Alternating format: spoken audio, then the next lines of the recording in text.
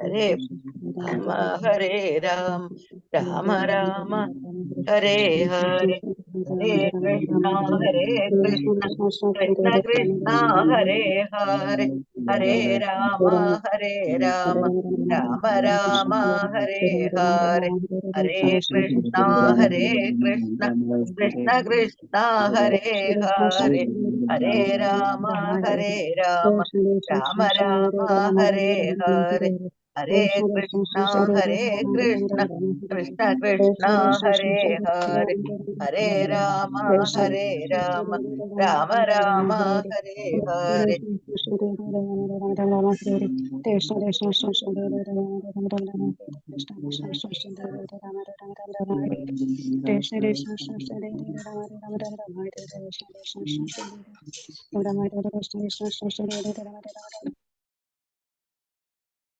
हरे कृष्णा श्री राधा गुरुविंद श्रीमद्भागवत ओम अज्ञानतिमिरान्धस्याननाञ्जनाशलाघ्य चक्षुरुन्मीलितं येन तस्मै श्रीगुरुवे नमः श्रीचैतन्यमनोभीष्टं स्थापितं येन भूतले स्वयं रूपगदामह्यं ददाति सुदाति वन्दे श्रीगुरु श्रीयुधापदकमलं श्रीगुरु वैष्णवं श्रीरूपं सगरजातं सरगणरघुनाथानितं तं सजीवं साद्वैतं सावधूतं परिजनसहितं कृष्णचैतन्यदेव श्रीराधा कृष्णपादां सगणललितां श्रीविशाखानिधां हे कृष्ण करुणा सिंधु दीनबंधु जगत्पते वेश गोपिका कांता राधा कांता नमस्तुते सप्तकांचन गौरांगी श्रीराधे वृंदावनेश्वरी ऋषभानुसुते देवी प्रणमामि हरिप्रिये पांचकल्पतरूपश्च कृपा सिन्धुभ्येव च पतितानां पावनेभ्यो वैष्णवेभ्यो नमो नमः पञ्चतत्त्वात्मकं कृष्णं भक्तरूपास्वरूपकं भक्तावतारं भक्ताख्यानमामि भक्तशक्ति नित्यानन्दमहनवमी सर्वानन्दकरं परं हरिनामप्रदं देवम् अवधूत शिरोमणि नमो महावदन्याय कृष्णप्रेमकृतायते कृष्णाय कृष्णचैतन्यनाम्ने गौरतिशे नमो विष्णुपादाय कृष्णपृष्ठाय भूतले श्रीमते भक्तिवेदान्त स्वामिन्निधि नामिने नमस्ते सारस्वते देवे गौरवाणि प्रचारणे निर्विशेषा शून्यवादी पाश्चात्यदेशधारिणि जय श्री कृष्ण चैतन्य प्रभु नित्यानंद श्री अद्वैत गदाधर श्रीवासादि गौर भक्त हरे कृष्णा कृष्ण कृष्ण हरे हरे हरे राम राम राम हरे हरे गुरुवे गौरचंद्राय राधिकाय तदारे कृष्णाय कृष्ण भक्ताय तद्भक्ताय नमः श्री प्रभुपाद की जय गुरु महाराज की जय निताय गौर प्रेमानंदे हरे कृष्ण मदेग बंधु मत्संगिन मद्गुरो मन्महादना मन्निष्ठारगमद्भाग्यामदानन्दा नमोस्तुते ഗ്രന്ഥരായ ശ്രീമദ്ഭാഗവതം തൃതീയ സ്കന്ധം 16-ാം അധ്യായം ശ്ലോകം 28. ഓം നമോ ഭഗവതേ വാസുദേവായ ഭഗവന്തം പരിക്രമ്യ പ്രണീപത്യാനുമാന്യ ച പ്രതിജന്മോ പ്രമുദിതാം ച സന്തോ വൈഷ്ണവീം ശ്രിയം.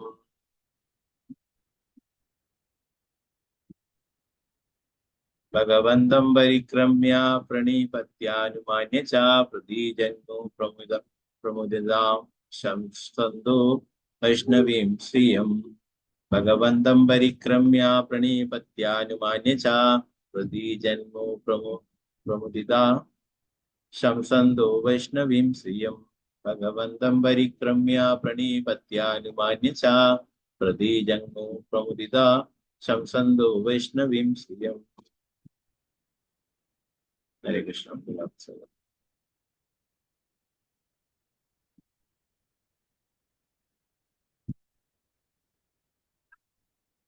ഓം നമോ ഭഗവതേ വാസുദേവായ. ഓം നമോ ഭഗവതേ വാസുദേവായ. ഭഗവന്തം പരിക്രമ്യ പ്രണീപത്യാനുമാന്യ ച ഭഗവന്തം പരിക്രമ്യ പ്രണിപത്യാനുമാന്യ ച പ്രതീജന്മോ പ്രമുദിതാ ശംസന്തോ വൈഷ്ണവീം ശ്രിയം.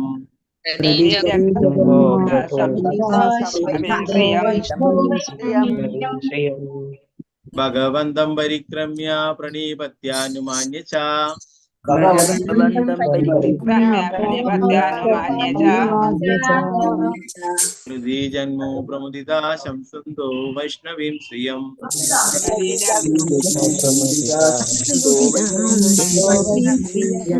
ഹരേ കൃഷ്ണ പ്രഭുജി.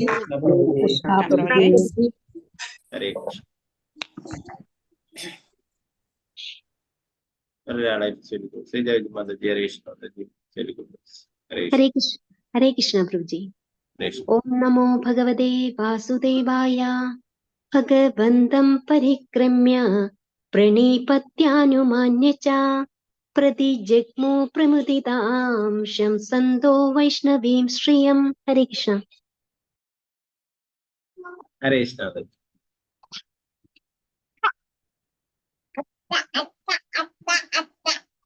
സീതാരാമനുണ്ണി മാതാജി ഹരേ കൃഷ്ണ മാതാജി ചൊല്ലിക്കോ. ഹരേ കൃഷ്ണ പ്രഭുജി. ഹരേ കൃഷ്ണ. ഓം നമോ ഭഗവതേ വാസുദേവായ.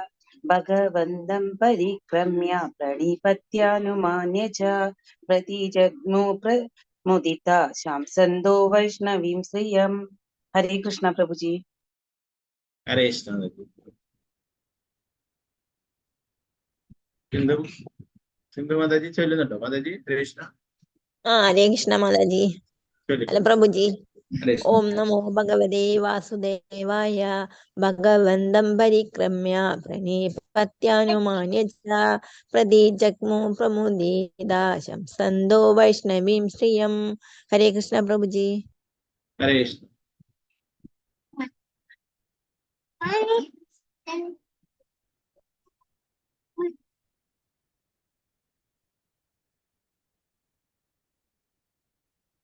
വിഷ്ണു പ്രേമിനി ഹരേ കൃഷ്ണ മാതാജി. ചൊല്ലിക്കോ. ഹരേ കൃഷ്ണ പ്രഭുജി. പ്രണാമ. ഹരേ കൃഷ്ണ. ഹരേ കൃഷ്ണ. ഹരേ കൃഷ്ണ. ഓം നമോ ഭഗവതേ വാസുദേവായ. ഭഗവന്തം പരിക്രമ്യ പ്രണിപത്യാനുമാന്യ ച പ്രതിജഗ്മു പ്രമുദിതാ ശംസന്തോ വൈഷ്ണവീം ശ്രിയം. ഹരേ കൃഷ്ണ പ്രഭുജി. ഹരേ കൃഷ്ണ മാതാജി. ഓക്കെ. തങ്കമണി മാതാജി ചൊല്ലിക്കോ. ഹരേ കൃഷ്ണ. ഹരേ കൃഷ്ണ പ്രഭുജി. ഹരേ കൃഷ്ണ. ഓം നമോ ഭഗവതേ വാസുദേവായ. ഭഗവന്തം പരിക്രമ്യ പ്രണിപത്യാനുമാന്യ ച പ്രതിജഗ്മു പ്രമുദിതാ ശംസന്തോ വൈഷ്ണവീം ശ്രിയം. ഹരേ കൃഷ്ണ. ഹരേ കൃഷ്ണ മാതാജി. വിജയനാട് മാതാജി ഹരേ കൃഷ്ണ മാതാജി. ഹരേ കൃഷ്ണ പ്രഭുജി. ഓം നമോ ഭഗവതേ വാസുദേവായ. ഭഗവന്തം പരിക്രമ്യ പ്രണിപത്യാനുമാന്യ ച പ്രതിജഗ്മു പ്രമുദിതാ സംസന്തോ വൈഷ്ണവീം ശ്രിയം. ഹരേ കൃഷ്ണ പ്രഭുജി. ഹരേ കൃഷ്ണ മാതാജി. ശാരദ നായർ മാതാജി ഹരേ കൃഷ്ണ. ഹരേ കൃഷ്ണ പ്രഭുജി. ഓം നമോ ഭഗവതേ വാസുദേവായ. ഭഗവന്തം പരിക്രമ്യ പ്രണിപത്യാനുമാന്യ ച പ്രതിജഗ്മും പ്രമുദിതാ ശംസന്തോ വൈഷ്ണവീം ശ്രിയം. ഹരേ കൃഷ്ണ പ്രഭുജി. ഹരേ കൃഷ്ണ. സുവർണപ്രഭ മാതാജി ഹരേ കൃഷ്ണ മാതാജി. ചൊല്ലിക്കോ. ഹരേ കൃഷ്ണ പ്രഭുജി. ഹരേ കൃഷ്ണ. ഓം നമോ ഭഗവതേ വാസുദേവായ. ഭഗവന്തം പരിക്രമ്യ പ്രണിപത്യാനുമാന്യ ച പ്രതിജഗ്മു പ്രമുദിതാ ശംസന്തോ വൈഷ്ണവീം ശ്രിയം. ഹരേ കൃഷ്ണ പ്രഭുജി. ഹരേ കൃഷ്ണ. രാജി മാതാജി ചൊല്ലിക്കോ. ഹരേ കൃഷ്ണ പ്രഭുജി. ഹരേ കൃഷ്ണ. ഓം നമോ ഭഗവതേ വാസുദേവായ. ഭഗവന്തം പരിക്രമ്യ പ്രണീപത്യാനുമാന്യ ച പ്രതിജഗ്മു പ്രമുദിതാ ശംസന്തോ വൈഷ്ണവീം ശ്രിയം. ഹരേ കൃഷ്ണ പ്രഭുജി. ഹരേ കൃഷ്ണ. ഡോക്ടർ വിജയകുമാരി അമ്മ മാതാജി ഹരേ കൃഷ്ണ മാതാജി. ഹരേ കൃഷ്ണ പ്രഭുജി. ചൊല്ലിക്കോ. ഓം നമോ ഭഗവതേ വാസുദേവായ. ഭഗവന്തം പരിക്രമ്യ പ്രണിപത്യാനുമാന്യ ച പ്രതിജഗ്മു പ്രമുദിതാ ശംസന്തോ വൈഷ്ണവീം ശ്രിയം. ഹരേ കൃഷ്ണ പ്രഭു. ഹരേ കൃഷ്ണ. ഗീതാട്ടി മാതാജി ഹരേ കൃഷ്ണ മാതാജി. ഹരേ കൃഷ്ണ പ്രഭുജി. ഓം നമോ ഭഗവതേ വാസുദേവായ. ഭഗവന്തം പരിക്രമ്യ പ്രണിപത്യാനുമാന്യ ച പ്രതിജഗന്മോ പ്രമുദിതാം ശംസന്തോ വൈഷ്ണവീം ശ്രിയം. ഹരേ കൃഷ്ണ പ്രഭുജി. ഹരേ കൃഷ്ണ. അനന്തര കൃഷ്ണദേവദാസ്. ഹരേ കൃഷ്ണ. കൃഷ്ണ പ്രഭുജി. ഓം നമോ ഭഗവതേ വാസുദേവായ. ഭഗവന്തം പരിക്രമ്യ പ്രണിപത്യാനുമാന്യ ച प्रतिजग्मुः प्रमुदिताः शंसन्तो वैष्णवीं श्रियम्। हरे कृष्णा प्रभु जी।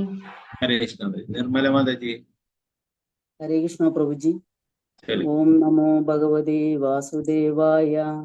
भगवन्तं परिक्रम्य प्रणिपत्यानुमान्य च प्रतिजग्मु प्रमुदिता शंसन्तो वैष्णवीं श्रियम्।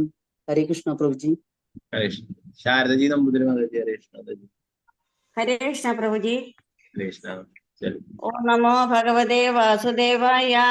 भगवन्तं परिक्रम्य प्रणिपत्यानुमान्य च प्रतिजग्मु प्रमुदिता शंसन्तो वैष्णवीं श्रियम्।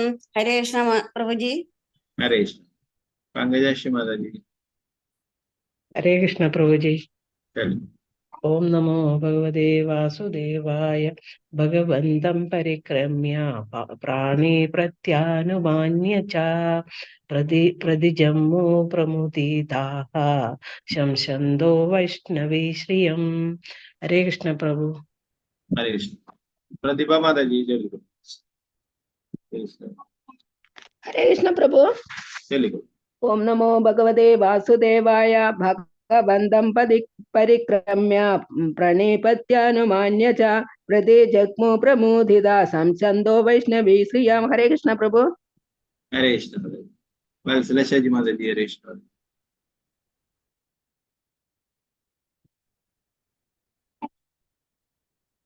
हरे कृष्ण। वत्सलक्षा जी माता जी अनम्यूट करो। हरे कृष्णा प्रभु जी। चलिए। हरे कृष्ण। ओम नमो भगवते वासुदेवाय। भगवन्तं परिक्रम्य प्रणिपत्यानुमान्य च पदिजग्मु प्रमुदिता शंसन्तो वैष्णवीं श्रियम्। हरे कृष्ण प्रभु जी। हरे कृष्ण। जयमिला माता जी। हरे कृष्ण। हरे कृष्ण प्रभु जी। ओम हरे कृष्ण। नमो वासुदेवाय। भगवन्तं परिक्रम्य प्रणिपत्यानुमान्य च प्रतिजग्मु प्रमुदिता शंसन्तो वैष्णवी श्रियम्। हरे कृष्ण प्रभु जी। हरे कृष्ण. ഓക്കെ, മറ്റുള്ളവർക്ക് അടുത്ത ശ്ലോകം വെച്ചിട്ടുണ്ടാകും. ഇതിന്റെ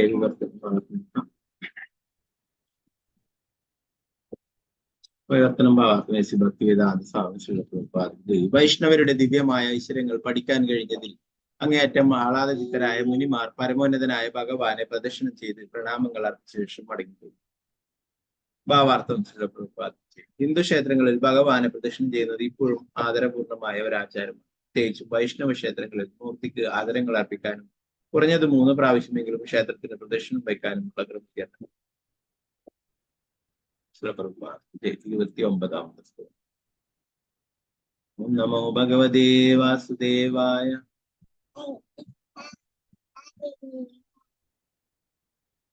ഭഗവാനനുഗാവാഹായാതമ്മ വൈഷ്ണവ്യസ്തുശം ബ്രഹ്മതേജസ് സമർത്ഥോപി ഹന്തും നേഛേ മദം തുമേ. ഭഗവാനനുഗാവാഹായാതമ്മ വൈഷ്ണവസ്തുശം ബ്രഹ്മതേജസ് സമർത്ഥോപി ഹന്തും നേഛേ മദം തുമേ.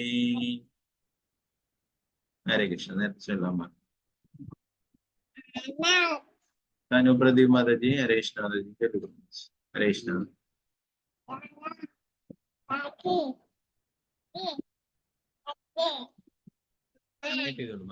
കൃഷ്ണ. हरे कृष्ण प्रभु जी। ओम नमो भगवते वासुदेवाय। भगवाननुगावाः यातम्मा भ्रष्टमस्तुषं ब्रह्मतेज समर्थोऽपि हन्तुं नेच्छमतं तुमे। हरे कृष्ण प्रभु जी। हरे कृष्ण माताजी.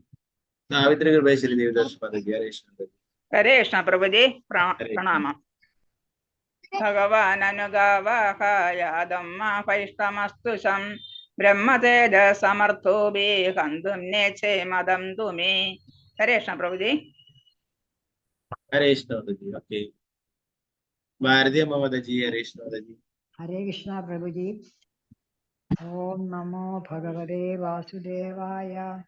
ഭഗവാനനുഗാവാഹ യാതം മാ ഭൈഷ്ടമസ്തുഷം ബ്രഹ്മതേജസമർത്ഥോഭി ഹന്തും നേച്ഛേ മതം മതം. ഹരേ കൃഷ്ണ മാതാജി. ഓക്കെ, വസന്ത മാതാജി. ഹരേ കൃഷ്ണ മാതാജി, ഹരേ കൃഷ്ണ പ്രഭുജി. ചൊല്ലിക്കോ. ഓം നമോ ഭഗവതേ വാസുദേവായ. ഭഗവാൻ അനുഗാവാഹത യാദം മാം വൈഷ്ടമസ്തുഷം ബ്രഹ്മതേജസമർത്ഥോഭി ഹന്തും നേച്ഛേ മതം തുമേ. ഹരേ കൃഷ്ണ പ്രഭുജി. ഹരേ കൃഷ്ണ മാതാജി. രാമേന്ദ്ര പ്രഭു. ഹരേ കൃഷ്ണ പ്രഭു. ഹരേ കൃഷ്ണ പ്രഭുജി. ഓം നമോ ഭഗവതേ വാസുദേവായ. ഭഗവാൻ അനുഗാവാഹ യാദം മാ ഭൈഷ്ടമസ്തുഷം ബ്രഹ്മതേജസമർത്ഥോഭി ഹന്തും നേച്ഛേ മതം തുമേ. ഹരേ കൃഷ്ണ പ്രഭുജി. ഹരേ കൃഷ്ണ പ്രഭു. വത്സല ഗോപാല മാതാജി. ഹരേ കൃഷ്ണ മാതാജി, ഹരേ കൃഷ്ണ പ്രഭുജി. ചൊല്ലിക്കോ. ഓം നമോ ഭഗവതേ വാസുദേവായ. ഭഗവാൻ അനുഗാവാഹ യാത്രം യാദം മാ ഭൈഷ്ടമസ്തുതം ബ്രഹ്മ തേജസമർത്ഥോഭി ഹന്തും നേച്ഛേ മതം തുമേ. ഹരേ കൃഷ്ണ പ്രഭുജി. ഹരേ കൃഷ്ണ. ഹരേ കൃഷ്ണ. മാലതി മാതാജി. ഹരേ കൃഷ്ണ മാതാജി, ഹരേ കൃഷ്ണ പ്രഭുജി. ചൊല്ലിക്കോ. ഓം നമോ ഭഗവതേ വാസുദേവായ. ഭഗവാനനുഗാവാഹ യാദം മാ ഭൈഷ്ടമസ്തുഷം ബ്രഹ്മതേജസമർത്ഥോഭി ഹന്തും നേച്ഛേ മതം തുമേ. ഹരേ കൃഷ്ണ പ്രഭുജി. ഹരേ കൃഷ്ണ. ഗീതാസി മാതാജി. ഹരേ കൃഷ്ണ. ഹരേ കൃഷ്ണ പ്രഭുജി. ഹരേ കൃഷ്ണ. ഓം നമോ ഭഗവതേ വാസുദേവായ. ഭഗവാനനുഗാവാഹ യാതം മാ ഭൈഷ്ടുമസ്തുഷം ബ്രഹ്മതേജസമർത്ഥോഭി ഹന്തും നേച്ഛേ മതം തുമേ. ഹരേ കൃഷ്ണ പ്രഭുജി. ഹരേ കൃഷ്ണ മാതാജി. ഗീതാസർ മാതാജി. ഹരേ കൃഷ്ണ പ്രഭുജി. ഓം നമോ ഭഗവതി വാസുദേവായ. ഭഗവാൻ അനുഗ്രഹയാദം മാ ഭൈഷ്ടമസ്തുഷം ബ്രഹ്മതേജസമർത്ഥോഭി ഹന്തും നേച്ഛേ മതം തുമേ. ഹരേ കൃഷ്ണ പ്രഭുജി. ഹരേ കൃഷ്ണ. മണിപുഷ്കരവതി മാതാജി. ഹരേ കൃഷ്ണ. ഹരേ കൃഷ്ണ പ്രഭുജി. ഓം നമോ ഭഗവതേ വാസുദേവായ. ഭഗവാനനുഗാവാഹ യാതം മാ ഭൈഷ്ടമസ്തുഷം ബ്രഹ്മ തേജസമർത്ഥോഭി ഹന്തും നേച്ഛേ മതം തുമേ. ഹരേ കൃഷ്ണ പ്രഭുജി. പ്രണാമം പ്രഭു. ഹരേ കൃഷ്ണ. അനിതകുമാരി മാതാജി. ഹരേ കൃഷ്ണ. ഹരേ കൃഷ്ണ പ്രഭുജി. ഓം നമോ ഭഗവതേ വാസുദേവായ. ഭഗവാൻ അനുഗാവാഹ യാതം മാ ഭൈഷ്ടമസ്തുഷം ബ്രഹ്മ തേജസമർത്ഥോഭി ഹന്തും നേച്ഛേ മതം തുമേ. ഹരേ കൃഷ്ണ പ്രഭുജി. ഹരേ കൃഷ്ണ. ശോഭ പ്രദീപ് മാതാജി. ഹരേ കൃഷ്ണ മാതാജി, ഹരേ കൃഷ്ണ പ്രഭുജി. ചൊല്ലിക്കോ. ഓം നമോ ഭഗവതേ വാസുദേവായ. ഭഗവാൻ അനുഗാവാഹ യാതം മാ ഭൈഷ്ടമസ്തുഷം ബ്രഹ്മ തേജസമർത്ഥോപി ഹന്തും നേച്ഛ മദം തുമേ. ഹരേ കൃഷ്ണ. ഹരേ കൃഷ്ണ.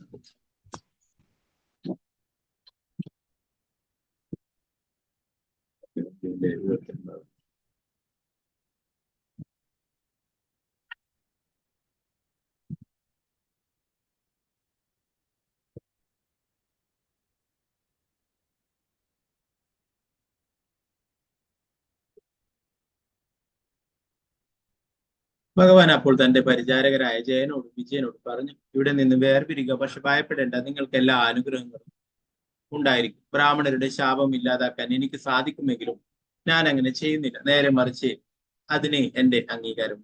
ഭാവാർത്ഥം ശ്രീല പ്രഭുപാദ്. 26-ാം ശ്ലോകവുമായി ബന്ധപ്പെട്ട് വിശദീകരിച്ച പോലെ നടന്ന എല്ലാ സംഭവങ്ങൾക്കും ഭഗവാന്റെ അംഗീകാരം ഉണ്ടായിരുന്നു. സാധാരണഗതിയിൽ 4 മുനിമാരും ദ്വാരപാലകരോട് കോപിക്കാനും പരമോന്നതനായ ഭഗവാൻ തന്റെ ദ്വാരപാലകരെ അവഗണിക്കാനും വൈകുണ്ഠത്തിൽ ജന്മമെടുത്ത ഒരുവൻ അവിടെ നിന്നും മടങ്ങി വരാനും യാതൊരു സാധ്യതയുമില്ല.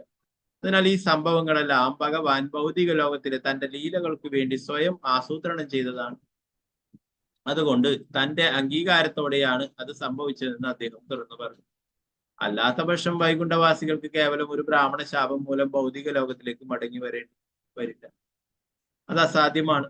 കുറ്റവാളികൾ എന്ന് പറയുന്നപ്പെടുന്നവരെ ഭഗവാൻ പ്രത്യേകം അനുഗ്രഹിച്ചു. നിങ്ങൾക്ക് എല്ലാ അനുഗ്രഹങ്ങളും ഉണ്ടായിരിക്കും. ഭഗവാനാൽ സ്വീകരിക്കപ്പെട്ട ഒരു ഭക്തൻ പിന്നീട് ഒരിക്കലും താഴേക്ക് പതിക്കില്ല. ഈ സംഭവത്തിന്റെ പരിസമാപ്തി അതാണ് വ്യക്തമാക്കുന്നത്. ശ്രീല പ്രഭുപാദ് കി ജയ്. 30ാമത്തെ ശ്ലോകത്തിൽ നോക്കാം. ഓം നമോ ഭഗവതേ വാസുദേവായ.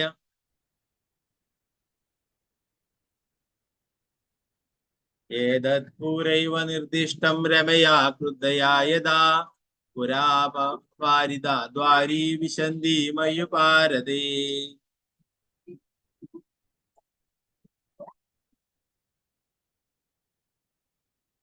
ആരെങ്കിലും ചൊല്ലാൻ താല്പര്യമുള്ള ആളുണ്ടെങ്കിൽ എനിക്ക് കൈ ഉയർത്താം. നമുക്ക് ഇതിന്റെ വിവർത്തനം ഭാവാർത്ഥം.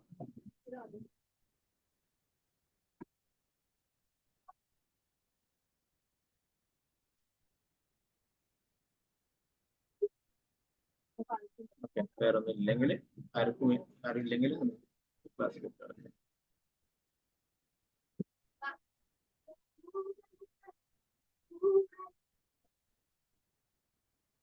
വൈകുണ്ഠത്തിൽ നിന്നുള്ള നിങ്ങളുടെ ഈ വേർപാടിനെ പറ്റി ഭാഗ്യദേവതയാണ് ലക്ഷ്മി മുമ്പേ പ്രവചിച്ചിട്ടുണ്ട്. ഞാൻ നിദ്രയിലായിരുന്നപ്പോൾ എന്റെ ഭവനത്തിൽ നിന്നും പോവുകയും തിരിച്ചു വരികയും ചെയ്ത അവളെ നിങ്ങൾ കവാടത്തിൽ തടഞ്ഞത് മൂലം അവൾ കോപാകുലയായിരുന്നു. പ്രഭുപാദ് തീർച്ചയായും.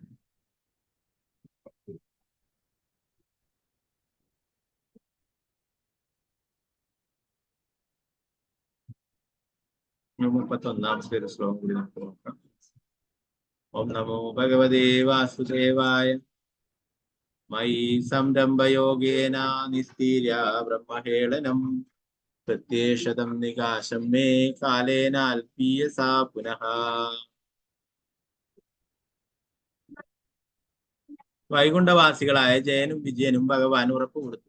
നിഗൂഢ യോഗ സമ്പ്രദായം കോപത്തിൽ പരിശീലിക്കുന്ന വർഷം നിങ്ങൾക്ക് ബ്രാഹ്മണരെ അനുസരിക്കാത്ത തെറ്റിന്റെ പാപത്തിൽ നിന്നും ശുദ്ധരാക്കപ്പെടാനും വളരെ ഹ്രസ്വമായ കാലയളവിനുള്ളിൽ എന്നിലേക്ക് മടങ്ങി വരാനും സാധിക്കും.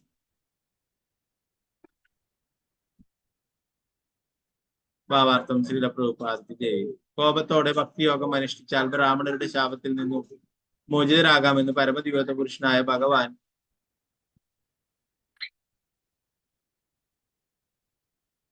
തന്റെ ദ്വാരപാലകരായ ജയനെയും വിജയനെയും ഉപദേശിച്ചു. ഭക്തിയോഗം അനുശീലിച്ചാൽ ഒരുവനെ എല്ലാവിധ പാപങ്ങളിൽ നിന്നും മോചിതനാകാമെന്ന് ഇത് സംബന്ധിച്ച് ശ്രീല മാധവ മുനി അഭിപ്രായപ്പെടുന്നു. മറ്റൊരു വിധത്തിലും അതിജീവിക്കാനാവാത്ത ബ്രഹ്മശാപത്തിൽ നിന്നും ബ്രാഹ്മണന്റെ ശാപത്തിൽ നിന്നും പോലും ഭക്തിയോഗത്താൽ മോചനം. ഭക്തിയോഗം ഒരുവിന് പല രസങ്ങളിൽ പരിശീലിക്കും. ആകെ 12 രസങ്ങളുണ്ട്. 5 ഒന്നാം ഘട്ട രസങ്ങളും 7 രണ്ടാം ഘട്ട രസങ്ങളും. പ്രത്യക്ഷത്തിലുള്ള ഭക്തിയോഗമാണ് പ്രഥമ ഘട്ടത്തിലെ 5ഉം രണ്ടാം ഘട്ടത്തിലെ 7ഉം പരോക്ഷങ്ങളാണെങ്കിലും അവയും ഭഗവാന് വേണ്ടിയുള്ള ഭക്തി സേവനത്തിനായി അനുഷ്ഠിക്കുന്ന വർഷവും ഭക്തിയോഗ രസങ്ങളായി തന്നെ പരിഗണിക്കപ്പെടും. പൊതുവെ പറയുമ്പോൾ എല്ലാം ഭക്തിയോഗത്തിൽ ഉൾപ്പെടും. ഒരുവൻ ഏതു വിധത്തിലായാലും പരമദിവ്യോത്തമ പുരുഷനായ ഭഗവാനുമായി ആകർഷണത്തിലായാൽ അവൻ ഭക്തിയോഗത്തിൽ പ്രവേശിച്ചു കഴിഞ്ഞു എന്നർത്ഥം. ശ്രീമദ് ഭാഗവത്തിൽ ഇത് പറഞ്ഞിട്ടുണ്ട്. കാമം, ക്രോധം, ഭയം. ഗോപികമാർക്ക് കൃഷ്ണനോടുള്ള ആകർഷണം ഭക്തിയോഗത്തിന്റെ ആസക്ത ബന്ധമായിരുന്നു. അതുപോലെ കംസന് കൃഷ്ണനോടുണ്ടായിരുന്ന ഭക്തി ഭയത്തിൻ്റെതായിരുന്നു. കൃഷ്ണനാൽ തന്റെ മരണം സംഭവിക്കുമെന്നുള്ള നിരന്തര ഭയത്തോടെയാണെങ്കിലും ഭഗവാനെ നിരന്തരം സ്മരിക്കുന്ന ശത്രുവിന് പോലും മോചനം ലഭിക്കുമാറ് ശക്തമാണ് ഭക്തിയോഗം പറയുന്നത്. വിഷ്ണു ഭക്ത സ്മൃതോ ദൈവ ആസുരസ തദ്വിപന്യ. ഭഗവാൻ വിഷ്ണുവിന്റെ ഭക്തന്മാർ ദേവന്മാരെന്ന് വിളിക്കപ്പെടുന്നു, അഭക്തന്മാർ അസുരന്മാരെന്ന്. പക്ഷെ ഭക്തിയോഗം അത്ര ശക്തിമത്താകിയാൽ പരമദിവ്യോത്തമ പുരുഷനായ ഭഗവാനെ സദാ സ്മരിച്ചാൽ ദേവന്മാർക്ക് മാത്രമല്ല അസുരന്മാർക്കും അതിന്റെ പ്രയോജനം ലഭിക്കും. പരമോന്നതനായ ഭഗവാനെ നിരന്തരം സ്മരിക്കുക എന്നതാണ് ഭക്തിയോഗത്തിന്റെ അടിസ്ഥാന തത്വം.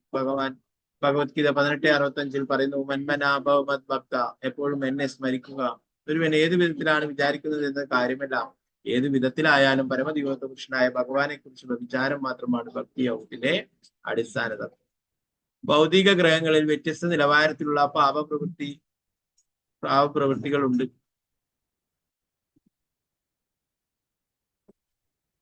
ബ്രാഹ്മണരെയും വൈഷ്ണവരെയും നിന്ദിക്കുന്നതാണ് ഏറ്റവും പാപകരം. ഒരുവന് ഏത് ഗുരുതരമായ പാപത്തെയും വിഷ്ണു വിചാരത്താൽ അനുകൂലമായ കോപത്തോടെയാണെങ്കിലും വിഷ്ണുവിനെ ചിന്തിച്ചാൽ മറികടക്കാൻ കഴിയുമെന്ന് ഇവിടെ വ്യക്തമായി പറയും. അങ്ങനെ ഭക്തരല്ലാത്തവർ പോലും എല്ലായ്പ്പോഴും വിഷ്ണുവിനെ വിചാരിക്കുകയാണെങ്കിൽ അവർ എല്ലാ പാവപ്രവൃത്തികളിൽ നിന്നും സ്വതന്ത്രരാകും. കൃഷ്ണാബോധമാണ് ചിന്തയുടെ ഏറ്റവും ഉദാത്തമായ ഭാവം. ഹരേ കൃഷ്ണ കൃഷ്ണ കൃഷ്ണ ഹരേ ഹരേ, ഹരേ രാമ രാമ രാമ ഹരേ ഹരേ ജപത്തിലൂടെ ഭഗവാൻ വിഷ്ണു അഥവാ കൃഷ്ണൻ ഈ യുഗത്തിന്റെ ചിന്തയിൽ നിറയുന്നു. പ്രഭുപാദ തീർച്ചയായും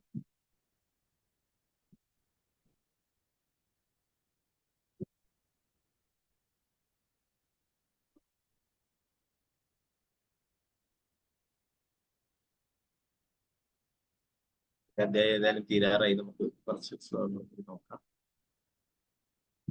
32ാമത്തെ ശ്ലോകം. ഓം നമോ ഭഗവതേ വാസുദേവായ. വാസ്തവാദിശ്യ ഭഗവാൻ വിമാന ശ്രേണിഭൂഷണം സർവാതിശയായ ലക്ഷ്മ്യാ ദുഷ്ടം സ്വം ധിഷ്ണമാവിശ. വാസ്തവാദിശ്യ ഭഗവാൻ വിമാന ശ്രേണിഭൂഷണം സർവാതിശയാ ലക്ഷ്മ്യാ ദുഷ്ടം സ്വം ധിഷ്ണമാവിശ. വൈകുണ്ഠ കവാടത്തിൽ വെച്ച് അപ്രകാരം സംസാരിച്ച ശേഷം ഭഗവാൻ അനേകം സ്വർഗീയ വിമാനങ്ങളാലും ധനസമൃദ്ധിയാലും തേജോമയമായ സ്വന്തം ഭവനത്തിലേക്ക് മടങ്ങി. ഭാവാർത്ഥം ശ്രീല പ്രഭുപാദ. ഈ സംഭവങ്ങളെല്ലാം നടന്നത് വൈകുണ്ഠത്തിന്റെ കവാടത്തിലാണെന്ന് ഈ ശ്ലോകത്തിൽ വ്യക്തമാക്കും.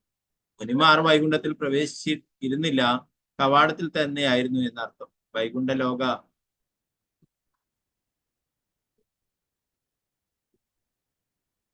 ലോകത്തിൽ പ്രവേശിച്ചിരുന്നുവെങ്കിൽ അവർക്ക് എങ്ങനെ ഭൗതിക ലോകത്തിലേക്ക് മടങ്ങാൻ കഴിയുമെന്ന് ചോദിക്കപ്പെട്ടു. യഥാർത്ഥത്തിൽ അവർ അകത്ത് പ്രവേശിച്ചിരുന്നില്ല, അതുകൊണ്ട് മടങ്ങാനും കഴിഞ്ഞു. മഹാന്മാരായ യോഗികളും ബ്രാഹ്മണരും അവരുടെ യോഗശക്തിയാൽ ഭൗതിക ലോകത്തിൽ നിന്നും വൈകുണ്ഠത്തിലേക്ക് പോയ ഇത്തരം നിരവധി സംഭവങ്ങൾ. പക്ഷെ അവരാരും വൈകുണ്ഠത്തിൽ തങ്ങാൻ ഉദ്ദേശിച്ചിരുന്നില്ല. അവർ തിരിച്ചു വന്നു. ഭഗവാന്റെ ചുറ്റിനും നിരവധി വൈകുണ്ഠ വിമാനങ്ങൾ ഉണ്ടായിരുന്നുവെന്നും ഇവിടെ സ്ഥിരീകരിച്ചിട്ടുണ്ട്. ഈ ഭൗതിക ലോകത്തിലെ എല്ലാ തിളക്കങ്ങളെയും അതിശയിപ്പിക്കും വിധം സമ്പൽ സമൃദ്ധവും ആഡംബര പൂർണ്ണവും തേജവുമായുമാണ് വൈകുണ്ഠ ലോകം. ദേവന്മാർ ഉൾപ്പെടെ എല്ലാ ജീവികളും ബ്രഹ്മാവിൽ നിന്നും ബ്രഹ്മാവ് വിഷ്ണുവിൽ നിന്നുമാണ് ജനിച്ചത്. ഭഗവത്ഗീത 10ാം അധ്യായത്തിൽ ഭഗവാൻ കൃഷ്ണൻ പറയുന്നു, അഹം സർവസ്യ പ്രഭവ. ഭൗതിക ലോകത്തിലെ സകല സൃഷ്ടികളുടെയും മൂലം ഭഗവാൻ വിഷ്ണു.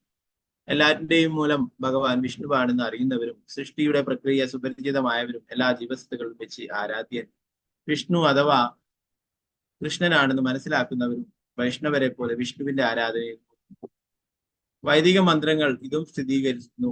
ഓം തത് വിഷ്ണു പരമം പദം. വിഷ്ണുവിനെ മനസ്സിലാക്കുകയാണ് ജീവിതത്തിന്റെ ലക്ഷ്യം. ഭാഗവതവും ഇങ്ങനെ തന്നെ സമർത്ഥിക്കുന്നു. വിഷ്ണുവാണ് പരമോന്നതനായ ആരാധ്യ വസ്തുവെന്ന് അറിവില്ലാത്ത വിഡ്ഢികളായ മനുഷ്യർ ഭൗതിക ലോകത്തിൽ അനവധി ആരാധ്യ വസ്തുക്കളെ സൃഷ്ടിക്കും. അതുമൂലം അവർ പതീതരാകും. പ്രഭുപാദ് ജയ. 33ാമത്തെ ശ്ലോകം. തൗദുഗീർവാണഋഷഭോ ദുസ്തരാദരി ലോകതഃ അദസ്യോ ബ്രഹ്മശാപാ തഭൂതം വിഗതസ്മയോ.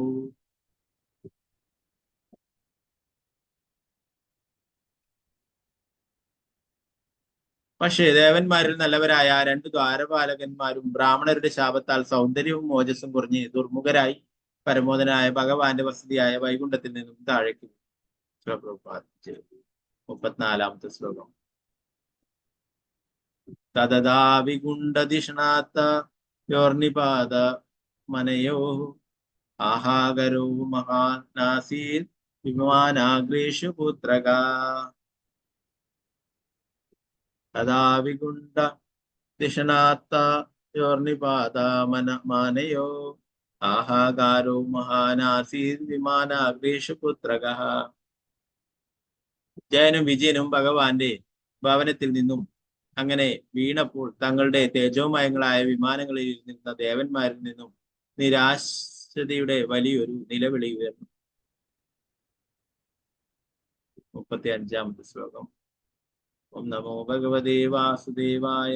താവേവ ഹ്യധുനാ പ്രാപ്തോ പാർഷദ പ്രവരോ ഹരേഹി ദിദേർഷഡരത് നിർവിഷ്ടം കാശ്യപം തേജ ഉൽബണം.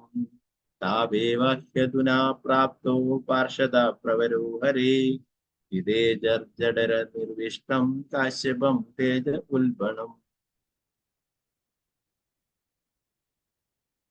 ബ്രഹ്മദേവൻ തുടർന്നു, പരമദിവ്യത്വ പുരുഷനായ ഭഗവാൻ ആ രണ്ട് മുഖ്യധാരപാലകന്മാരും ഇപ്പോൾ കശ്യപ മുനിയുടെ ശക്തിപൂർണമായ ശുക്ലത്താൽ ആവരണം ചെയ്യപ്പെട്ട് ദിതിയുടെ ഗർഭപാത്രത്തിൽ പ്രവേശിച്ചു. ഭാവാർത്ഥം ശ്രീല പ്രഭുപാദിക്ക്. വൈകുണ്ഠത്തിൽ നിന്നും യഥാർത്ഥത്തിൽ വരുന്ന ഒരു ജീവസത്ത എങ്ങനെയാണ് ഭൗതികതയുടെ കൂട്ടിൽ അടയ്ക്കപ്പെടുന്നത് എന്നുള്ളതിന് വ്യക്തമായ തെളിവാണ് ഇവിടെ കൊടുത്തത്.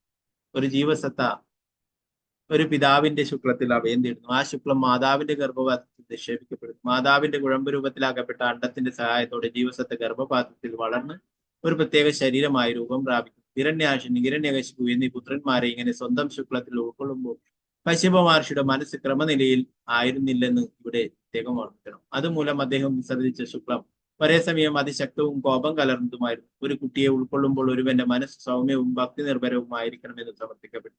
വൈദിക ഗ്രന്ഥങ്ങളിൽ ഇതിനായി ഗർഭദാന സംസ്കാരം ശുപാർശ ചെയ്തിട്ടുണ്ട്. പിതാവിന്റെ മനസ്സ് ശാന്തമല്ലെങ്കിൽ വിസർജിക്കപ്പെടുന്ന ശുക്ലം യോഗ്യതയുള്ളതാകും. അങ്ങനെ പിതാവിൽ നിന്നും മാതാവിൽ നിന്നും ഉത്പാദിപ്പിക്കപ്പെടുന്ന പദാർത്ഥങ്ങളാൽ പുതിയപ്പെടുന്ന ജീവസത്തെ ഹിരണ്യാക്ഷനും ഹിരണ്യകശിപുനെയും പോലെ രാക്ഷസീയതയെ ഉള്ളതായിത്തീരും. ഗർഭധാരണത്തിന്റെ ഉപാധികൾ വളരെ ശ്രദ്ധാപൂർവം പഠിച്ചിരിക്കേണ്ടതാണ്. വളരെ മഹത്തായ ഒരു ശാസ്ത്രമാണ്. 36ാമത്തെ ശ്ലോകം. ഓം നമോ ഭഗവതേ വാസുദേവായ തയോരസുരയോരദ്യാ തേജസായ മയോർഹിവാ ആക്ഷിപ്തം തേജയേതർഹി ഭഗവാം സദ്വിദിസ്സതി. ഈ ഇരട്ടകളായ അസുരന്മാരുടെ അഥവാ രാക്ഷസന്മാരുടെ പരാക്രമങ്ങളാണ് നിങ്ങളെ ശല്യപ്പെടുത്തുന്നത്. അത് നിങ്ങളുടെ ശക്തി പരിമിതപ്പെടുത്തി. എന്റെ ശക്തി കൊണ്ട് ഇതിനൊരു പരിഹാരവും കാണാനാവില്ല. ഇതിനൊക്കെ എന്ത് ചെയ്യണമെന്ന് ഭഗവാൻ സ്വയം ഇച്ഛിക്കണം.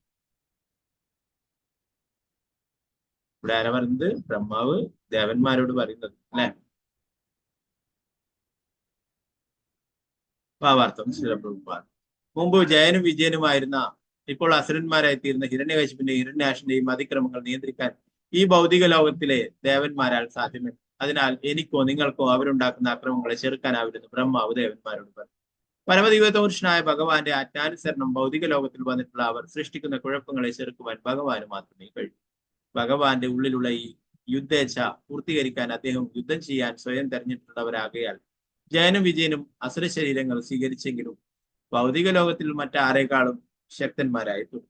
സകലതിന്റെയും നൈസർഗികമായ ഭഗവാൻ യുദ്ധം ചെയ്യാൻ ആഗ്രഹിക്കുമ്പോൾ തന്റെ ഒരു ഭക്തനോട് തന്നെ യുദ്ധം ചെയ്തു. അതുകൊണ്ട് അദ്ദേഹത്തിന്റെ നിശ്ചയപ്രകാരം തന്നെയാണ് ജയനും വിജയനും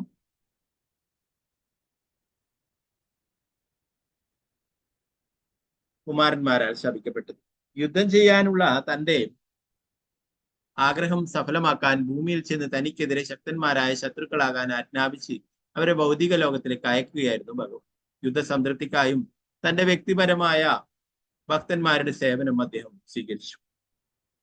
തങ്ങൾ ഉപദ്രവിക്കപ്പെടാനുള്ള അന്ധകാര അന്തരീക്ഷം സൃഷ്ടിക്കപ്പെട്ടതും ഭഗവത് ഇച്ഛയാലാണെന്ന് ബ്രഹ്മദേവൻ ദേവന്മാർക്ക് ബോധ്യപ്പെടുത്തി കൊടുത്തു. ഭഗവാന്റെ ഇച്ഛയാൽ അസുരന്മാരായി തീർന്ന അദ്ദേഹത്തിന്റെ ഈ രണ്ട് സേവകരും ദേവന്മാരെക്കാൾ മഹാശക്തരാണെന്ന് അവർക്ക് കാണിച്ചു കൊടുക്കുവാൻ ബ്രഹ്മാവ് ആഗ്രഹിച്ചു. പരമോദനായ ഭഗവാന്റെ പ്രവൃത്തികളെ മറികടക്കാൻ ആരാലും സാധ്യമല്ല. ഭഗവാനാൽ ആജ്ഞാപിക്കപ്പെട്ടതായാൽ ഈ സംഭവത്തിൽ പ്രതികൂലമായി പ്രതികരിക്കാതിരിക്കാൻ മുതിരരുതെന്ന് ദേവന്മാർ ഉപദേശിക്കുന്നു. അതുപോലെ ഈ ഭൗതിക ലോകത്തിൽ ചില കർമ്മങ്ങൾ അനുഷ്ഠിക്കുവാൻ ഭഗവാനാൽ ആജ്ഞാപിക്കപ്പെട്ടവർക്കെതിരെ, പ്രത്യേകിച്ചും ഭഗവത് മഹത്വങ്ങൾ പ്രഭാഷിക്കുന്നവർക്കെതിരെ ആരും പ്രതിഷേധിക്കരുത്.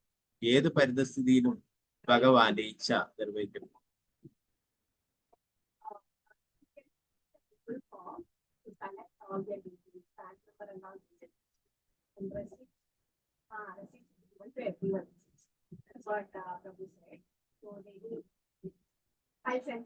മുപ്പത്തിയേഴാമത്തെ ശ്ലോകം, അവസാന ശ്ലോകം. ഓം നമോ ഭഗവതേ വാസുദേവായ വിശ്വസ്യസ്ഥിതിലയോ ഭവഹേതുരാദ്യോ യോഗേശ്വരൈരപി ദുരത്യയ യോഗമായഃ ക്ഷേമം വിദാസ്യതി സനോ ഭഗവാൻ സ്ത്രദീശ. തത്രാസ്മദീയ വിമൃശേന കിയാനിഹാർത്തഃ വിശ്വസ്യ സ്ഥിതിലയോ ഭവഹേതുരാദ്യോ യോഗേശ്വരൈരവി ദുരത്തെ യോഗമായ ക്ഷേമം വിദാസുതി സനോ ഭഗവാംസദീശ തത്രാസ്മദീയ വിമൃശേന കിയാനിഹാർത്തഃ.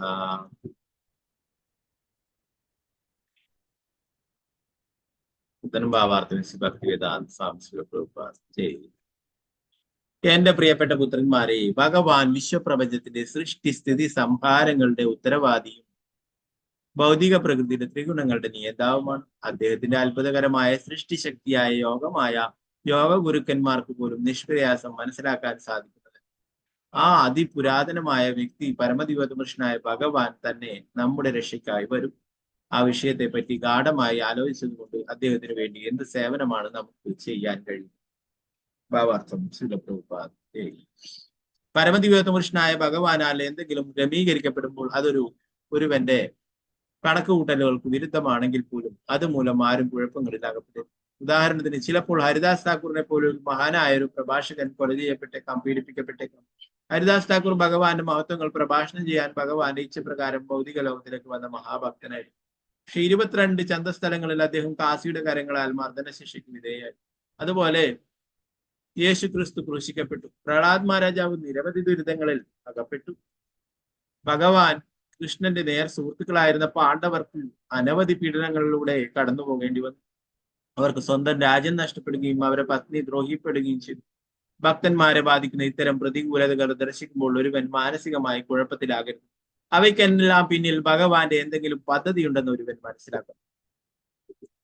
അത്തരം പ്രതികൂലതകളാൽ ഭക്തൻ ഒരിക്കലും കുഴപ്പത്തിലാകരുതെന്നാണ് ഭാഗവതത്തിന്റെ സമർത്ഥനം.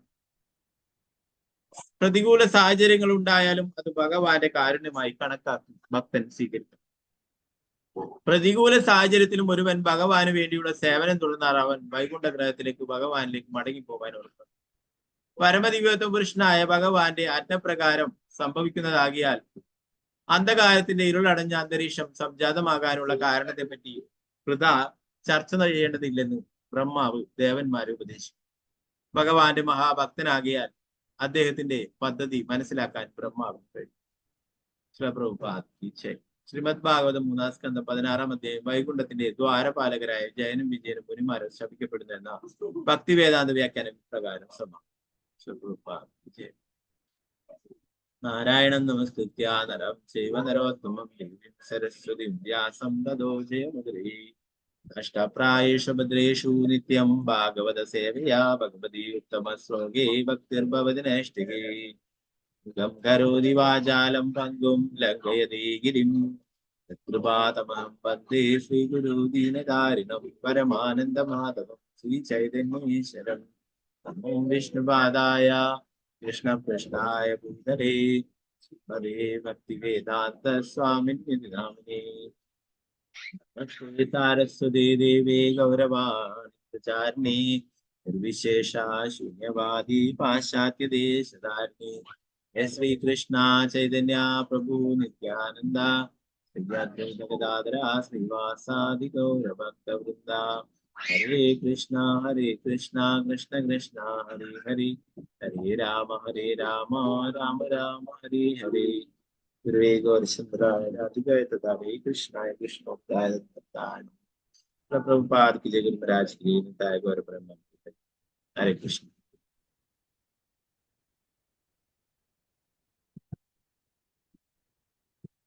ഇവിടെ പറയുന്നു, വൈഷ്ണവരുടെ ദിവ്യമായ ഐശ്വര്യങ്ങൾ പഠിക്കാൻ കഴിയുന്നതിൽ അങ്ങേയറ്റം ആഹ്ലാദിതരായ മുൻമാർ പരമോന്നതനായ ഭഗവാനെ പ്രദക്ഷിണം ചെയ്ത് പ്രണാമങ്ങൾ അർപ്പിച്ച ശേഷം മടങ്ങിപ്പോയി എന്നത്. പ്രഭുപാദർ പറയുന്നു, ക്ഷേത്രങ്ങളിൽ പോയാൽ നമ്മള് ആ ഭഗവാനെ പ്രണാമങ്ങൾ അർപ്പിക്കുകയും അവിടെ പ്രദക്ഷിണം ചെയ്യുകയും ചെയ്യണമെന്ന് പറഞ്ഞു. ചുരുങ്ങിയത് 3 പ്രാവശ്യമെങ്കിലും പ്രദക്ഷിണം ചെയ്യണം.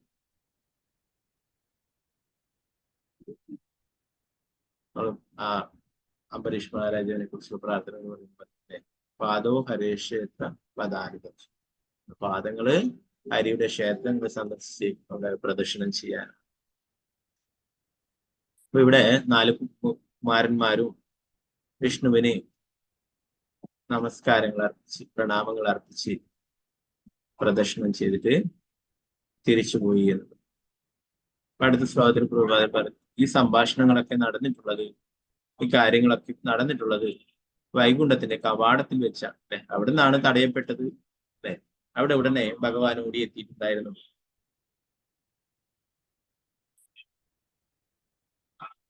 ഓ ഭഗവാൻ അവരോട് പറഞ്ഞു, ഇവിടെ നിന്നും നിങ്ങൾ വേർപിരിയുക, പക്ഷെ ഭയപ്പെടേണ്ട, നിങ്ങൾക്ക് എല്ലാ അനുഗ്രഹങ്ങളും ഉണ്ടായിരിക്കും. ബ്രാഹ്മണരുടെ ശാപം ഇല്ലാതാക്കാൻ എനിക്ക് സാധിക്കുമെങ്കിലും ഞാൻ അങ്ങനെ ചെയ്യുന്നില്ല. നേരെ മറിച്ച് അതിനെ എന്റെ അംഗീകാരം. ഭഗവാൻ എന്ത് വേണമെങ്കിലും സാധിക്കും അല്ലെ. ആ ശാപം ഇല്ലാതാക്കി തീർക്കാനും സാധിക്കും. എന്നാൽ ഭഗവാൻ പറഞ്ഞു, അത് ഞാൻ ഇല്ലാതാക്കി തീർക്കുന്നില്ല, അതിന് എന്റെ അംഗീകാരമുണ്ട്. ഭഗവാന്റെ ലീലകൾ, ഭഗവാന്റെ തീരുമാനങ്ങൾ ആർക്കും മനസ്സിലാക്കാനായിട്ട് സാധിക്കും അല്ലെ. ദ്വാരപാലകരായിരിക്കുന്ന ജയനും വിജയനും വേറെ തരത്തിൽ ഭഗവാന് സേവനങ്ങൾ ചെയ്യണം. ഭഗവാന് യുദ്ധം ചെയ്യാനായിട്ട് ആഗ്രഹിക്കും അല്ലെ. വീട്ടിലുള്ള കുട്ടികളൊക്കെ കളിക്കും, കള്ളനും പോലീസായിട്ടോ അങ്ങനെയൊക്കെ അല്ലെ. ഏട്ടനോ അനിയനോ അല്ലെങ്കിൽ അടുത്ത വീട്ടിലെ കുട്ടികളോ ആയിട്ടോ തൽക്കാലത്തേക്ക് അങ്ങനെ കളിക്കുന്നതാ അല്ലെ. സ്ഥിരമായിട്ട് അവര് കള്ളനോ പോലീസോ ഒന്നുമല്ല, സുഹൃത്തുക്കളെ തന്നെയാണ് അല്ലെ. ഇവിടെ ഭഗവാന്റെ ഭക്തന്മാരാണ്, ഭഗവാന്റെ സേവകരാണ് ജയനും വിജയും. അവർക്ക് സെക്യൂരിറ്റി എന്ന നിലയിലല്ലാതെ വേറെ തരത്തിൽ ഭഗവാന് സേവനങ്ങൾ ചെയ്യാനായിട്ട് ഭഗവാൻ അവസരം കൊടുക്കും. ഭഗവാന്റെ കൂടെ കളിക്കാനായിട്ട്, ലീലകൾ ചെയ്യാനായിട്ട്. അപ്പൊ അതിനു വേണ്ടിയിട്ടാണ് ഇങ്ങനെ ഒരു ശാപം ഉണ്ടായിട്ടുള്ളത്. നമുക്ക് ഓരോരോ ശാപങ്ങൾ നോക്കിയാലും അതൊക്കെ ഭഗവാന്റെ അനുഗ്രഹങ്ങളായിട്ട് കാണാൻ സാധിക്കും. പലതരത്തിലുള്ള ശാപങ്ങൾ നമ്മൾ നേരത്തെയുള്ള ഓരോരോ ലീലകളിലും പഠിച്ചിട്ടുണ്ട്. നമ്മൾ ഭാഗവതം പഠിക്കുന്നു, പരീക്ഷിത്ത് മഹാരാജാവിന് ശാപം ലഭിക്കുന്നുണ്ട് അല്ലെ. ശമീക ഋഷിയുടെ പുത്രനായിട്ടുള്ള ശൃംഗി ശപിക്കുന്നുണ്ട്. 7 ദിവസം കൊണ്ട് നിന്റെ ദർശകൻ കടിച്ച് മരണപ്പെടും എന്നുള്ള കാര്യം എന്ന് പറയുന്നത് അതും ഭഗവാന്റെ ഒരു അനുഗ്രഹമായിരുന്നു, ഭഗവാന്റെ അംഗീകാരത്തോടെയായിരുന്നു. എന്തുകൊണ്ടാണ്? വിഷ്ണുരാധൻ എന്നാണ് പരീക്ഷിത്ത് മഹാരാജാന്റെ വേറൊരു പേര് തന്നെ അല്ലെ. വിഷ്ണുവാൽ എപ്പോഴും സംരക്ഷിക്കപ്പെടുന്നവൻ. ഉത്തരയുടെ ഗർഭത്തിൽ വെച്ചിട്ടും പരീക്ഷിത്ത് മഹാരാജാവിനെ ഭഗവാൻ സംരക്ഷിക്കും. അങ്ങനെയുള്ള ആ ഒരു പരീക്ഷിത്ത് മഹാരാജാവിനെ ആ ശാപത്തിൽ നിന്നും മുക്തനാക്കാനായിട്ട് ഭഗവാൻ സാധിക്കും. അങ്ങനെ ഒരു ശാപം കിട്ടിയത് കൊണ്ടാണ് കൊട്ടാരവും എല്ലാം ഉപേക്ഷിച്ച് പരീക്ഷിത്ത് മഹാരാജാവ് ശ്രീമദ് ഭാഗവതം കേൾക്കാനായിട്ട് പോയിട്ടുണ്ട്. ഭഗവാനെ കുറിച്ച് ഭഗവാന്റെ സത്കഥകൾ കേൾക്കുകയുണ്ടായി. 7 പകലും 7 രാത്രിയും അല്ലെ, ഊണും ഉറക്കവും ഒന്നുമില്ലാതെ, ഭക്ഷണം പോലും കഴിക്കാതെ, ജലപാനം പോലും ഇല്ലാതെ ഭഗവാന്റെ സത്കഥകൾ കേൾക്കുകയും വ്യാസദേവനിൽ നിന്നും ശുകദേവ ഗോസ്വാമി ശ്രീമദ് ഭാഗവതം കേൾക്കുകയും അത് പിന്നീട് ആർക്കും പറഞ്ഞു കൊടുത്തിരുന്നില്ല. അതിന് യോഗ്യരായിട്ടുള്ള വ്യക്തികൾ ഉണ്ടായി അല്ലെ. ഇത്രയും ശ്രദ്ധയോടെ ശ്രീമദ് ഭാഗവത കഥ കേൾത്തില്ല പരീക്ഷിത്ത് മഹാരാജാവ്. അത്രയും രാജ്യം ഉപേക്ഷിച്ച് എല്ലാം ഭക്ഷണവും ഉറക്കവും ഒക്കെ മാറ്റിവെച്ച് വെള്ളം പോലും കുടിക്കാതെ 7 പകലും 7 രാത്രിയും കേൾക്കുകയുണ്ടായി അല്ലെ. നമ്മുടെ നാട്ടിലൊക്കെ ഭാഗവത സപ്താഹമൊക്കെ നടക്കും. അതിന് പ്രസാദമൊക്കെ എപ്പോഴും റെഡിയായോ അല്ലെ. അതൊക്കെ ആ സമയത്തൊക്കെയാണ് പലരും സപ്താഹം കേൾക്കാനായിട്ട്. അതും കാരുണ്യമാണ്, ഭഗവാന്റെ പ്രസാദം, അതും ഭഗവത് കാരുണ്യം തന്നെയാണ് അല്ലെ. ഇപ്പോ ഭാഗവത കഥയൊക്കെ തുടങ്ങിയാൽ രാവിലെ കുറച്ച് ആൾക്കാരൊക്കെ ഉണ്ടാവും, അത് കഴിഞ്ഞാൽ എല്ലാവരും പോകും അല്ലെ. രാവിലെ എന്തൊക്കെ ചെറിയ ബ്രേക്ക്ഫാസ്റ്റ് ഒക്കെ ഉണ്ടാവും അല്ലെ, ഇതെല്ലാം കഴിച്ച ആൾക്കാരൊക്കെ പോകും. പിന്നീട് കുറച്ച് അമ്പലത്തിലുള്ള കുറച്ച് കമ്മിറ്റിക്കാരും കഥ പറയുന്ന ആളൊക്കെയുണ്ട് അല്ലെ. വീണ്ടും ഉച്ചസമയമാകുമ്പം കുറേ ആൾ. അതൊക്കെ കഴിഞ്ഞ് പ്രസാദമൊക്കെ കഴിഞ്ഞ് കഴിഞ്ഞാൽ പിന്നെ വീണ്ടും പഴയ പോലെ തന്നെ കമ്മിറ്റിക്കാരും കഥ പറയുന്ന ആളും. അപ്പൊ അങ്ങനെയാണ് പൊതുവെ പ്രസാദം കഴിക്കാനായിട്ടാണെങ്കിലും അവിടെ വരുന്നു. ആ സമയത്തെങ്കിലും ഭഗവാന്റെ കുറച്ച് കാര്യങ്ങളൊന്നും അവർക്ക് കേൾക്കാനായിട്ടൊന്നും സാധിക്കും. അതൊക്കെ അത്രയും നല്ല കാര്യം തന്നെയാണ്. ഭഗവത് പ്രസാദം കഴിക്കുന്നതൊക്കെ നല്ല കാര്യം. എന്നാൽ ഇവിടെ പരീക്ഷിത് മഹാരാജാവ് ഒന്നും വെള്ളം പോലും കുടിക്കാതെ പകലും രാത്രിയും 7 ദിവസം ശ്രീമദ് ഭാഗവതം കേൾക്കുകയും അപ്പൊ ആ ശ്രീമദ് ഭാഗവതം പരീക്ഷിത് മഹാരാജാവിന് ശുഗദേവ സാധു പറഞ്ഞു കൊടുത്തതുകൊണ്ടാണ് നമുക്ക് ഇന്ന് ശ്രീമദ് ഭാഗവതം പഠിക്കാനായിട്ട് സാധിക്കും അല്ലെ. ആ സഭയിലെ സൂതഗോസ്വാമി ഉണ്ടായിരുന്നു. ആ സൂതഗോസ്വാമി പിന്നീട് നൈമിഷാരണ്യത്തിൽ വെച്ച് ശൗനകാദ ഋഷികൾക്ക് പറഞ്ഞു കൊടുക്കുന്ന രീതിയിലാണ് നമ്മൾ ശ്രീമദ് ഭാഗവതം. അങ്ങനെ ഓരോ കാര്യങ്ങളിലും നോക്കിയാലും ഭഗവാന്റെ നിത്യലീലയുള്ള അഷ്ടസഖിമാരിൽ പ്രധാനിയാണ് വിശാഖസഖി. ആ വിശാഖസഖിയാണ് ഇവിടെ അർജുനനായിട്ട് വന്നിട്ടുള്ളത് കുരുക്ഷേത്ര യുദ്ധത്തിൽ അല്ലെ. അർജുനൻ വിഷാദവാനായിട്ട് മാറിയിട്ടുണ്ട്. അർജുനൻ ഒരിക്കലും ആ സിറ്റുവേഷനിൽ ഉണ്ടാകുന്ന ആളല്ല. അർജുനൻ ഭഗവാന്റെ നിത്യത്തിലുള്ള സഖിയാണ്. നമ്മളെപ്പോലുള്ള ബദ്ധജീവാത്മ അല്ലെ. എന്നാൽ ഭഗവാന്റെ യോഗമായ അങ്ങനെ ഒരു സാഹചര്യം സൃഷ്ടിക്കുകയും അല്ലെ അല്ല. ഭഗവാന് വേണമെങ്കിൽ ആ കൗരവരെ മുഴുവൻ ഇല്ലാതാക്കി പാണ്ഡവർക്ക് രാജ്യം തിരിച്ചു കൊടുക്കാം. ഭഗവാൻ തന്നെ നേരത്തെ പരശുരാമനായിട്ട് വന്നപ്പോൾ 16 അശ്വനി പടകളെ ഒറ്റയ്ക്ക് നേരിട്ട് ഇല്ലാതാക്കിയിട്ടുണ്ടായി. അങ്ങനെയുള്ള ഇതിലൂടെ കുരുക്ഷേത്രത്തിൽ 18 അശ്വനി പടകളാണ്. അപ്പൊ അവരെയൊക്കെ ഭഗവാന് നിഷ്പ്രയാസം ഇല്ലാതാക്കിയിട്ട് പാണ്ഡവർക്ക് രാജ്യം അല്ലെ. എങ്കിൽ നമുക്ക് എവിടെയാണ് ഭഗവത്ഗീത ലഭിക്കുക അല്ലെ. അപ്പൊ അങ്ങനെ ഒരു സാഹചര്യം അർജുന വിഷാദവാനായിട്ടുള്ള ഒരു സാഹചര്യം സൃഷ്ടിക്കുകയും അവിടെ വെച്ചിട്ട് ഭഗവത്ഗീത പറഞ്ഞു കൊടുക്കുകയും അതിലൂടെ നമ്മൾ ഇപ്പോഴും ആ ഭഗവത്ഗീതയുടെ അതീന്ദ്രിയ ജ്ഞാനം നേടുകയും അത് മനസ്സിലാക്കിയിട്ട് ഭക്തിയുടെ സേവനം ചെയ്യുകയാണ് ചെയ്യുക. അപ്പൊ എല്ലാറ്റിന്റെ പിന്നിലും ഭഗവാൻ ഒരു ഉദ്ദേശമുണ്ടാവും അല്ലെ. എന്നാൽ നമ്മളെപ്പോലുള്ള ബദ്ധജീവാത്മാക്കളായിട്ടുള്ള ആൾക്കാർക്ക് അതിനെക്കുറിച്ചിട്ട് മനസ്സിലാക്കാനായിട്ട് ഒരിക്കലും സാധിക്കും. അപ്പൊ എന്ത് തന്നെ ശാപം ഉണ്ടാകിലും അതൊക്കെ ഭഗവാന്റെ ഓരോ അനുഗ്രഹങ്ങളാണ്, ഓരോ ലീലകളുടെ ഭാഗമായിട്ടുള്ളതാണ്. ഇവിടെ കുമാരന്മാരാൽ ശപിക്കപ്പെട്ടതും അതും ഒരു ലീലയുടെ ഭാഗം തന്നെയാണ്. ഭഗവാന് സേവനം ചെയ്യാനായിട്ട് അവർക്ക് ഇവിടെ ഈ ഭൗതിക ലോകത്തിൽ വന്നിട്ട് അവർക്ക് ഇവിടെ വന്നിട്ട് സേവനം ചെയ്യാനായിട്ട് ഭഗവാൻ അങ്ങനെ ഒരു അവസരം ഉണ്ടാക്കി കൊടുക്കുകയാണ്.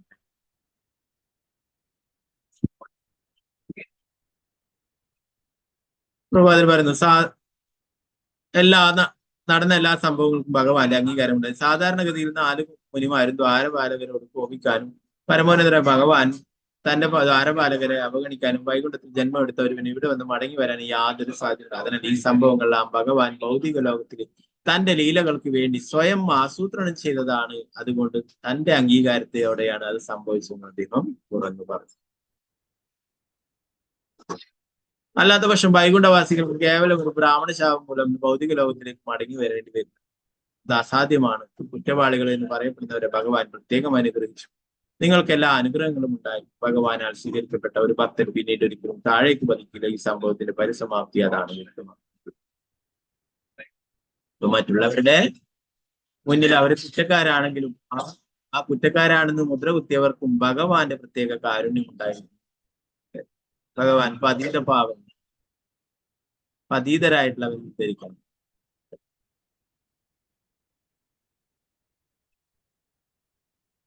അതുകൊണ്ടാണ് നരോത്തമദാസ് താക്കൂർ പറയുന്നത്, മോസമാപതീത പ്രഭു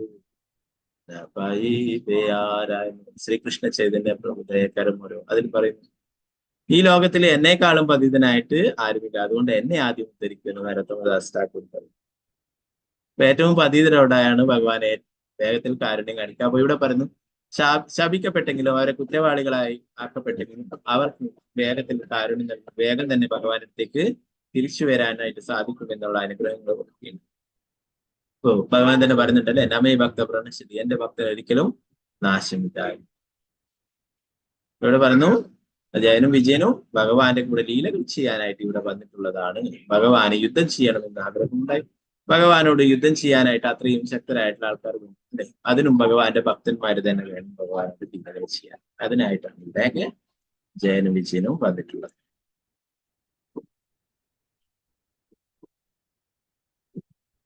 വൈകുണ്ഠത്തിൽ നിന്നുള്ള നിങ്ങളുടെ ഈ വേർപാടിനെ പറ്റി ഭാഗ്യദേവതയായ ലക്ഷ്മി മുമ്പേ പ്രവേശിച്ചിട്ട് ഞാൻ നിദ്രയിലായിരുന്നപ്പോൾ എന്റെ ഭവനത്തിൽ നിന്നും പോവുകയും തിരിച്ചു വരികയും ചെയ്ത അവളെ നിങ്ങൾ കവാടത്തിൽ തടഞ്ഞത് മൂലം അവൾ സ്വാഭാവികയായിരുന്നു.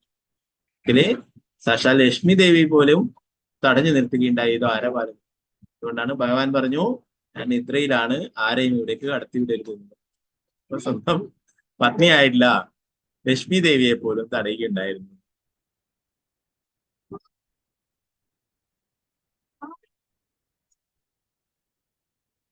വൈകുണ്ഠവാസികളായ ജയനും വിജയനും ഭഗവാൻ ഉറപ്പു കൊടുത്തു. നിഗൂഢ യോഗ സമ്പ്രദായം പരിശീലിക്കുന്ന വർഷം നിങ്ങൾക്ക് ബ്രാഹ്മണരെ അനുസരിക്കാത്ത തെറ്റിന്റെ പാപത്തിൽ നിന്നും ശുദ്ധരാക്കപ്പെടാനും വളരെ ഹ്രസ്വമായ കാലയളവിനും എന്നിലേക്ക് മടങ്ങി വരാനും സാധിക്കും. കോപത്തോടെ ഭക്തിയോഗം അനുഷ്ഠിച്ചാൽ ബ്രാഹ്മണരുടെ ശാപത്തിൽ നിന്നും മോചരാകാമെന്ന് പരമദിവ്യ പുരുഷനായ ഭഗവാൻ തന്റെ ദ്വാരപാലകരായ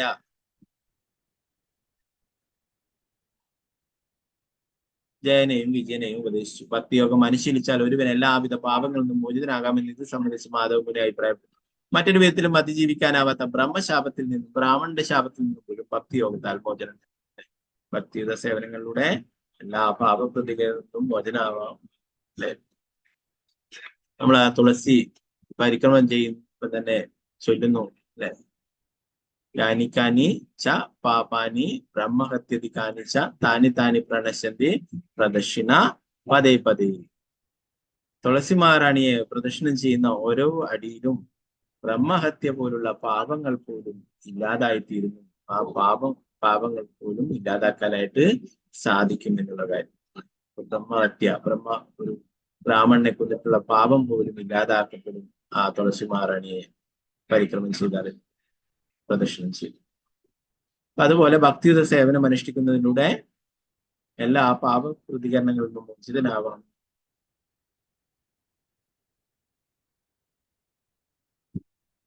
അപ്പൊ അതിലേറ്റവും എളുപ്പത്തിൽ നമുക്ക് സാധിക്കുന്നതാണ് ഭഗവാന്റെ തിരുനാമജപം. പ്രഭുപാദരിയുടെ പറയുന്നു.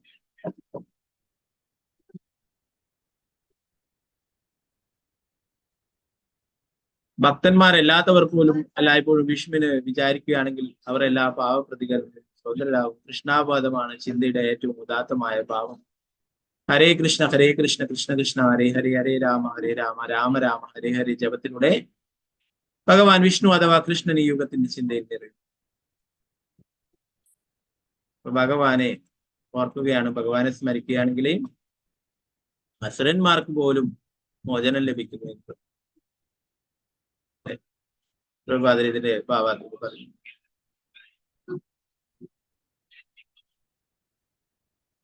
കംസൻ എപ്പോഴും ഭഗവാനെ എന്നാൽ ഭയത്തോടെയായിരുന്നു. എപ്പോഴാണ് എന്നെ ദേവകിയുടെ 8ാമത്തെ പുത്രൻ കൊല്ലാനായിട്ട് വരിക എന്നുള്ളത് അല്ലെ, ആ ഒരു അശരീരി കേട്ടിരുന്നു. അതുപോലെ ഭയമായിരുന്നു, എപ്പോഴാണ് കൃഷ്ണൻ എന്നെ കൊല്ലാനായിട്ട് വരുന്നത്. എപ്പോഴും കൃഷ്ണനെ കുറിച്ച് തന്നെ ഓർക്കും അല്ലെ, ഉറക്കത്തിലും സദാസമയവും.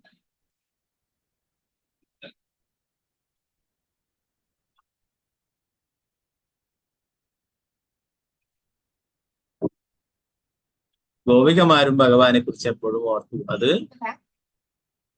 ഭക്തിയോഗത്തിന്റെ ആസക്തിയുടെ ബന്ധമായിരുന്നു എന്ന് പറഞ്ഞു. മാധുര്യ രസത്തിലാണ് ഗോപികമാർ ഭഗവാനുമായിട്ട്. ഇവിടെ കംസൻ ഭയത്തോടെയാണ്. കംസന് കൃഷ്ണനോടുണ്ടായിരുന്ന ഭക്തി ഭയത്തിൻ്റെതായിരുന്നു. കൃഷ്ണനാൽ തന്റെ മരണം സംഭവിക്കുമെന്നുള്ള നിരന്തര ഭയം. ഭയത്തോടെയാണെങ്കിലും ഭഗവാനെ നിരന്തരം സ്മരിക്കുന്ന ശത്രുവിന് പോലും മോചനം ലഭിക്കുമാറ് ശക്തമാണ് ഭക്തിയോഗം. നേരത്തെ കണ്ടു പൂതന അല്ലെ, ഓ ഭഗീയം സ്തനകാളവും. ആ ഭഗി എന്ന സ്ത്രീ പൂതന വിഷം പുരട്ടിയ പാല് കൊടുത്തിട്ടും ഭഗവാൻ അവൾക്ക് പോലും മോചനം നൽകി. അല്ലെ, ഇത്രയും കാരുണ്യവാനാണ് ഭഗവാൻ. അമ്മയുടെ സ്ഥാനം നൽകിയിട്ട് മോചനം നൽകിയിട്ടുണ്ടായി. ഭക്തിയോഗം മാത്രമേ ശക്തിമത്താകിയാൽ പരമദിവ്യപുരുഷനായ ഭഗവാനെ സദാ സ്മരിച്ചാൽ ദേവന്മാർക്ക് മാത്രമല്ല അസുരന്മാർക്കും അതിന്റെ പ്രയോജനം ലഭിക്കും. പരമോന്നതനായ ഭഗവാനെ നിരന്തരം സ്മരിക്കുക എന്നതാണ് ഭക്തിയോഗത്തിന്റെ അടിസ്ഥാനം. ഭഗവത്ഗീത 18:65 പറയുന്നു, മന്മനാഭാവമദ്യാജീമാം നമസ്കുരു.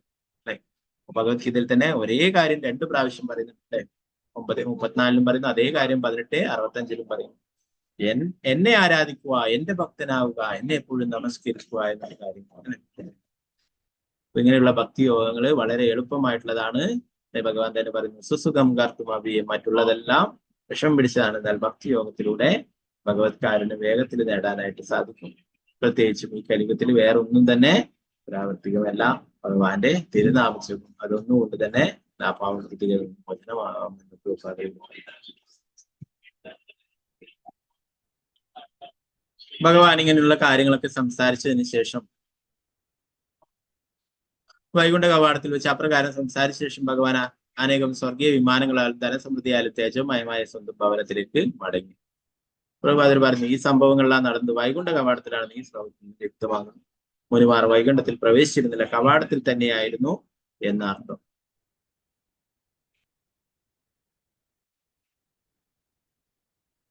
വൈകുണ്ഠ ലോകത്തിൽ പ്രവേശിച്ചിരുന്നെങ്കിൽ അവർക്ക് എങ്ങനെ ഭൗതിക ലോകത്തിലേക്ക് മടങ്ങാൻ കഴിയുമെന്ന് ചോദിക്കപ്പെട്ടു. യഥാർത്ഥത്തിൽ അവർ അകത്ത് പ്രവേശിച്ചിരുന്നില്ല, അതുകൊണ്ട് മടങ്ങാനും കഴിഞ്ഞു. മഹാന്മാരായ യോഗികളും ബ്രാഹ്മണരും അവരുടെ യോഗശക്തിയാൽ ഭൗതിക ലോകത്തു നിന്നും വൈകുണ്ഠത്തിലേക്ക് പോയ ഇത്തരം നിരവധി സംഭവങ്ങളുണ്ട്. പക്ഷെ അവരാരും വൈകുണ്ഠത്തിൽ തങ്ങാൻ ഉദ്ദേശിച്ചിരുന്നില്ല, അവർ തിരിച്ചു വന്നു. അപ്പൊ ഇവരെ 4 കുമാരന്മാരും വൈകുണ്ഠത്തിന്റെ ഉള്ളിലേക്ക് പ്രവേശിച്ചില്ല. അവരെ കവാടത്തിൽ വെച്ച് ജയവിജയന്മാർ തടയുകയും അവിടെ ഭഗവാൻ വരികയും അങ്ങനെ സംഭാഷണങ്ങൾ നടക്കുകയും പിന്നീട് ഭഗവാനെ പ്രണാമങ്ങൾ അർപ്പിച്ച് അവര് തിരിച്ചു വരികയും ചെയ്തു. അപ്പൊ അവര് വൈകുണ്ഠത്തിന്റെ ഉള്ളിലേക്ക് പ്രവേശിച്ചിരുന്നില്ല.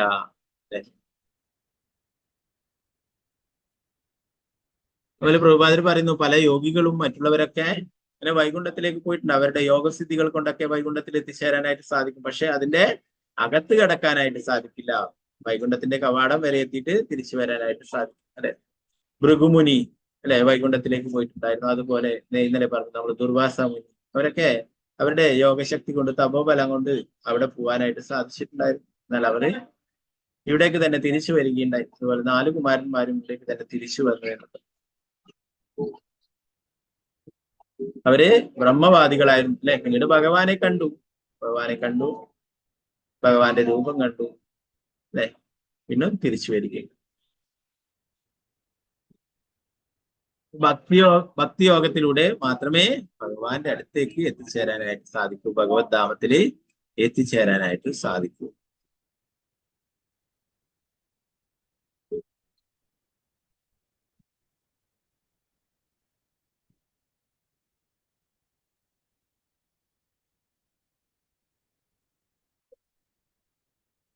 അവര് ദ്വാരപാലകർ 2 പേരും ബ്രാഹ്മണരുടെ ശാപത്താൽ സൗന്ദര്യവും മോജസ്സും കുറഞ്ഞ ദുർമുഖരായി പരമോന്നത ഭഗവാന്റെ വസതിയായ വൈകുണ്ഠത്തിൽ നിന്നും താഴേക്ക്. ജയനും വിജയനെയും കണ്ടാൽ വിഷ്ണുവെ പോലെ തന്നെ തോന്നിക്കും. മായാപൂരിലൊക്കെ അങ്ങനെയുള്ള ജയന്റെയും വിജയന്റെയും രൂപം ഉണ്ടാക്കി വെച്ചിട്ട് ആൾക്കാരൊക്കെ വന്നിട്ട് വിഷ്ണുവാണെന്ന് പറയുമായിരുന്നു. അത് ഭഗവാനെ പോലെ തന്നെ അത്രയും സൗന്ദര്യത്തോടെയാണ് അവർക്ക്. എന്നാൽ ഇവിടെ ബ്രാഹ്മണ ശാപം മൂലം അവരുടെ സൗന്ദര്യമൊക്കെ നശിച്ചു. ജയനും വിജയനും ഭഗവാന്റെ ഭവനത്തിൽ നിന്നും അങ്ങനെ വീണപ്പോൾ തങ്ങളുടെ തേജോമയങ്ങളായ വിമാനങ്ങളിൽ ഇരുന്നിരുന്ന ദേവന്മാരിൽ നിന്ന് നിരാശിയുടെ വലിയൊരു നിലവിളി ഉയർന്നു.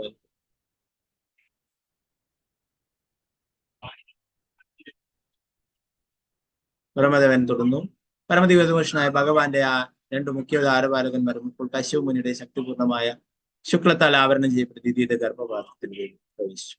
നമ്മൾ ഇവിടെ നിന്നാണ് ഈ ലീലകളൊക്കെ പറയുന്നത്. ഇതുമായിട്ട് ബന്ധപ്പെട്ടിട്ടാണ് ഇത്രയും ലീലകൾ ചർച്ച ചെയ്തത്. അതായിരുന്നു സന്ധ്യാസമയത്ത് ദിതി കശ്യപ മുനിയെ സമീപിക്കുകയും കുട്ടികൾ വേണമെന്ന ആഗ്രഹം പ്രകടിപ്പിക്കുകയും.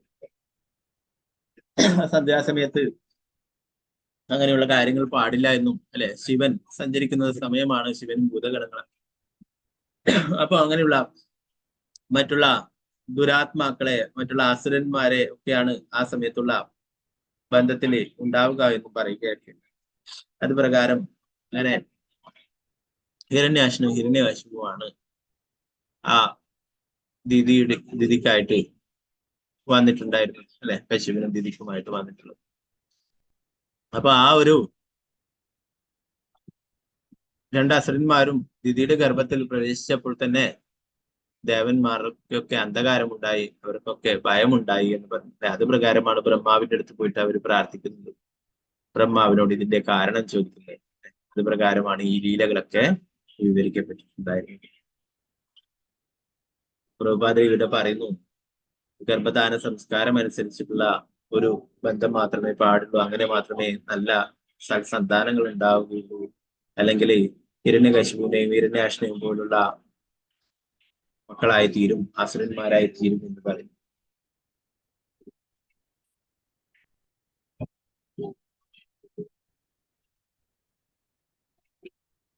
ഇരട്ടകളായ അസുരന്മാരുടെ പരാക്രമങ്ങളാണ് നിങ്ങളെ ശല്യപ്പെടുന്നത്. അത് നിങ്ങളുടെ ശക്തി പരിമിതപ്പെടുത്തുന്നു. എന്റെ ശക്തി കൊണ്ട് ഇതിനൊരു പരിഹാരം കാണാനാവില്ല. ഇതിനൊക്കെ എന്ത് ചെയ്യണം? ഭഗവാൻ സ്വയം നിശ്ചയിക്കണം. മുമ്പ് ജയനും വിജയനുമായിരുന്ന ഇപ്പോൾ അസുരന്മാരായിത്തീർന്ന ഹിരണ്യകശിപിന്റെയും ഹിരണ്യാക്ഷന്റെയും അതിക്രമങ്ങൾ നിയന്ത്രിക്കാൻ ഈ ഭൗതിക ലോകത്തിലെ ദേവന്മാർക്ക് സാധ്യമല്ല. അതിനാൽ എനിക്കോ നിങ്ങൾക്കോ അവർക്കുണ്ടാകുന്ന അക്രമങ്ങളെ ചെറുക്കാനാവില്ലെന്ന് ബ്രഹ്മാവ് ദേവന്മാർ.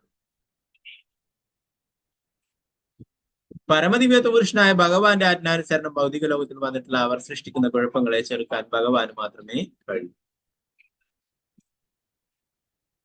ഭഗവാന്റെ ഉള്ളിലുള്ള യുദ്ധേച്ഛ പൂർത്തീകരിക്കാൻ അദ്ദേഹം യുദ്ധം ചെയ്യാൻ സ്വയം തെരഞ്ഞെടുത്തിട്ടുള്ളവരാകയാൽ ജയനും വിജയനും അസുര ശരീരങ്ങൾ സ്വീകരിച്ചെങ്കിലും ഭൗതിക ലോകത്തിൽ മറ്റാളെക്കാളും ശക്തന്മാരായി തുടരും. ഭഗവാൻ യുദ്ധം ചെയ്യാൻ ആഗ്രഹിക്കുമ്പോൾ തന്റെ ഒരു ഭക്തനോട് തന്നെ യുദ്ധം ചെയ്യും. അതുകൊണ്ട് അദ്ദേഹത്തിന്റെ നിശ്ചയപ്രകാരം തന്നെയാണ് ജയനും വിജയനും കുമാരന്മാരാൽ ശപിക്കപ്പെട്ടത്. യുദ്ധം ചെയ്യാനുള്ള തന്റെ ആഗ്രഹം സഫലമാക്കാൻ ഭൂമിയിൽ ചെന്ന് തനിക്കെതിരെ ശക്തന്മാരായ ശത്രുക്കളാകാൻ ആജ്ഞാപിച്ച് അവരെ ഭൗതിക ലോകത്തിലേക്ക് അയക്കുകയായിരുന്നു ഭഗവാൻ. യുദ്ധസംതൃപ്തിക്കായിട്ടും തന്റെ വ്യക്തിപരമായ ഭക്തന്മാരുടെ സേവനം അദ്ദേഹം സ്വീകരിച്ചു. ഭഗവാന്റെ സേവനത്തിന് വേണ്ടിയിട്ടാണ് യഥാർത്ഥത്തില് അവരെ അയച്ചിട്ടുള്ളത്. ഒരു ശാപത്തിന്റെ രൂപത്തിലായിട്ടായാലും ഭഗവാനെ യുദ്ധം ചെയ്യാനായിട്ട്, ഭഗവാനെതിരെ യുദ്ധം ചെയ്യാനായിട്ടും അത്രയും ശക്തിശാലികളായിട്ടുള്ള ആൾക്കാർ വേണം. അപ്പൊ ഭഗവാൻ തന്നെ തന്റെ ഭക്തന്മാരെ തെരഞ്ഞെടുത്തു എന്ന് പറയും. അപ്പൊ അതുകൊണ്ട് തന്നെ ഭഗവാനാലല്ലാതെ മറ്റാരാലും അവരെ തടയാനായിട്ടോ അവരുടെ ശക്തി ഇല്ലാതാക്കാനോ സാധിക്കില്ല എന്ന് ബ്രഹ്മാവ് ദേവന്മാരോട് പറയും.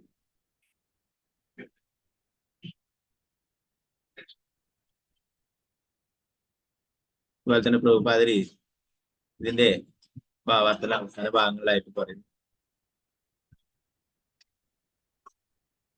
പരമോന്നതനായ ഭഗവാന്റെ പ്രവൃത്തികളെ മറികടക്കുവാൻ ആരാലും സാധ്യമല്ല. ഭഗവാനാൽ ആജ്ഞാപിക്കപ്പെട്ടതായാൽ ഈ സംഭവത്തിൽ പ്രതികൂലമായി പ്രതികരിക്കാൻ മുതിരരുതെന്ന് ദേവന്മാർ ഉപദേശിക്കപ്പെടുകയും ചെയ്തു. അതുപോലെ ഈ ഭൗതിക ലോകത്തിൽ ചില കർമ്മങ്ങൾ അനുഷ്ഠിക്കുവാൻ ഭഗവാനാൽ ആജ്ഞാപിക്കപ്പെട്ടവർക്കെതിരെ, പ്രത്യേകിച്ചും ഭഗവത് മഹത്വങ്ങൾ പ്രഭാഷിക്കുന്നവർക്കെതിരെ ആരും പ്രതിഷേധിക്കരുത്. ഏത് പരിതസ്ഥിതിയിലും ഭഗവാന്റെ ഇച്ഛ നിർവഹിക്കപ്പെടും. എന്താ പറയുന്നത്? ഭഗവത് മഹത്വങ്ങൾ അല്ലെ കൃഷ്ണാബോധം പ്രചരിപ്പിക്കുന്നവർക്കെതിരെയും ആരും പ്രതിഷേധിക്കരുത് എന്ന് പറയും. ഏത് പരിസ്ഥിതിയിലും ഭഗവാന്റെ ഇച്ഛ നിർവഹിക്കപ്പെടുന്നു അല്ലെ. ശ്രീല പ്രഭുപാദരി ലോകം മുഴുവൻ സഞ്ചരിച്ച് കൃഷ്ണാബോധം പ്രചരിപ്പിച്ചു. ഭഗവാന്റെ ഇച്ഛയാണ് ലോകത്തെ എല്ലാവർക്കും കൃഷ്ണാബോധം ലഭിക്കണം എന്നുള്ളത് അല്ലെ. അത് ആര് തടഞ്ഞാലും ആര് ഇല്ലാതാക്കാൻ നോക്കിയാലും സാധിക്കില്ല അല്ലെ. ധാരാളം ആൾക്കാർ അതിനെ തടയാനൊക്കെ ശ്രമിക്കുകയും അതുപോലെ നിരുത്സാഹപ്പെടുത്തുകയുണ്ടായി. ഭരണാധികാരികളുടെ അടുത്തൊക്കെ സഹായത്തിന് ചോദിച്ചിട്ട് ആരും തിരിഞ്ഞു നോക്കിയത് തന്നെ. എന്നാൽ ഭഗവാൻ ആഗ്രഹിച്ചു എന്റെ ഈ ഭക്തനിലൂടെ ലോകം മുഴുവൻ കൃഷ്ണാബോധം പ്രചരിപ്പിക്കപ്പെടണമെന്നല്ലേ. അത് തന്നെ സംഭവിക്കുകയും ചെയ്തു. നമുക്കറിയാം ലോകം മുഴുവൻ ഏത് രാജ്യത്ത് പോയാലും പ്രധാനമന്ത്രിയൊക്കെ പറയുന്നുണ്ട്. പ്രധാനമന്ത്രി എല്ലാ രാജ്യങ്ങളും സംബന്ധിച്ച പ്രധാനമന്ത്രി തന്നെ പറയും ലോകത്തിൽ എവിടെ പോയാലും അവിടെ ഹരേ കൃഷ്ണ പ്രസ്ഥാനത്തിന്റെ ക്ഷേത്രങ്ങളും അവിടെ ഭക്തന്മാരെയും എനിക്ക് എല്ലാ വിദേശ രാജ്യങ്ങളിലും കാണാനായിട്ട് സാധിച്ചു. അപ്പൊ അത് പ്രഭുപാദര് അല്ലെ, പ്രഭുപാദർക്ക് ഒരു ശക്തി നൽകി ഭഗവാൻ തന്നെ ഒരു ഉദ്യമത്തിന് അയച്ചിട്ടുള്ളതാണ്. അങ്ങനെ ഇപ്പോഴും കൃഷ്ണാബോധം പ്രചരിപ്പിക്കുന്ന ധാരാളം ഭക്തന്മാരുണ്ട്. അവരൊക്കെ പല സ്ഥലങ്ങളിൽ, പാകിസ്ഥാൻ പോലുള്ള രാജ്യങ്ങളിൽ പോലും കൃഷ്ണാബോധം പ്രചരിപ്പിക്കുന്ന പല കഠിനമായിട്ടുള്ള എന്താ പറയാ തപശ്ശരികളും ചെയ്തു.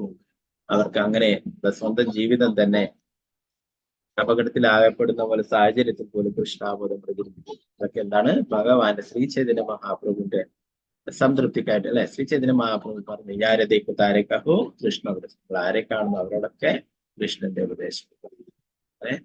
അപ്പൊ ഇപ്പോഴും അങ്ങനെ പല അത്രയും എന്താ പറയാ പ്രതികൂലമായിട്ടുള്ള സാഹചര്യങ്ങളിലും ഭക്തന്മാർ കൃഷ്ണാബോധം പ്രചരിപ്പിക്കും.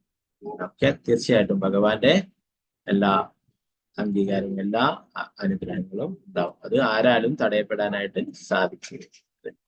നമുക്കറിയാം എന്താ റഷ്യയിൽ തന്നെ അല്ലെ അത്രയും തീവ്രമായിട്ട് അവര് എതിർക്കുകയുണ്ടായി കൃഷ്ണാബോധം പ്രചരിപ്പിക്കുന്നത് അല്ലെ.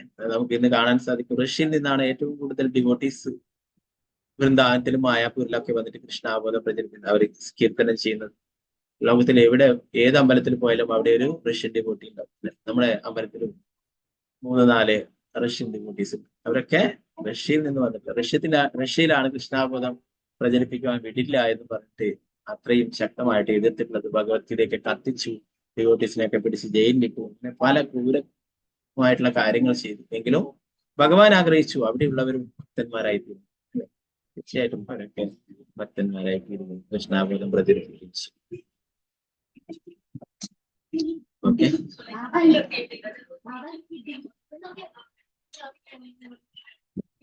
പറഞ്ഞ പ്രിയപ്പെട്ട പുത്രന്മാരെ, ഭഗവാന് വിശ്വപ്രപഞ്ചത്തിന്റെ സൃഷ്ടിസ്ഥിതി സംഹാരങ്ങളുടെ ഉത്തരവാദിയും ഭൗതിക പ്രകൃതിയിൽ ത്രിഗുണങ്ങളുടെ നിയന്താവുമാണ്.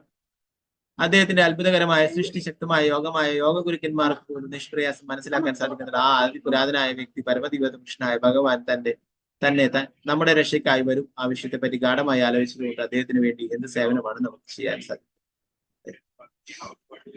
ഭഗവാൻ തന്നെ എല്ലാവരുടെയും ഭക്തന്മാർ ദേവന്മാർക്ക് പ്രശ്നങ്ങളൊക്കെ ഉണ്ടാവും. ഭഗവാൻ തന്നെയാണ് വരുന്നത് അല്ലെ, ഓരോ അവതാരങ്ങൾ എടുക്കുന്നതും ദേവന്മാരെ സംരക്ഷിക്കുന്ന അസുരന്മാരെ വധിക്കുന്നതൊക്കെ അല്ലെ. അപ്പൊ ആ ഭഗവാൻ തന്നെ വരുന്നില്ല.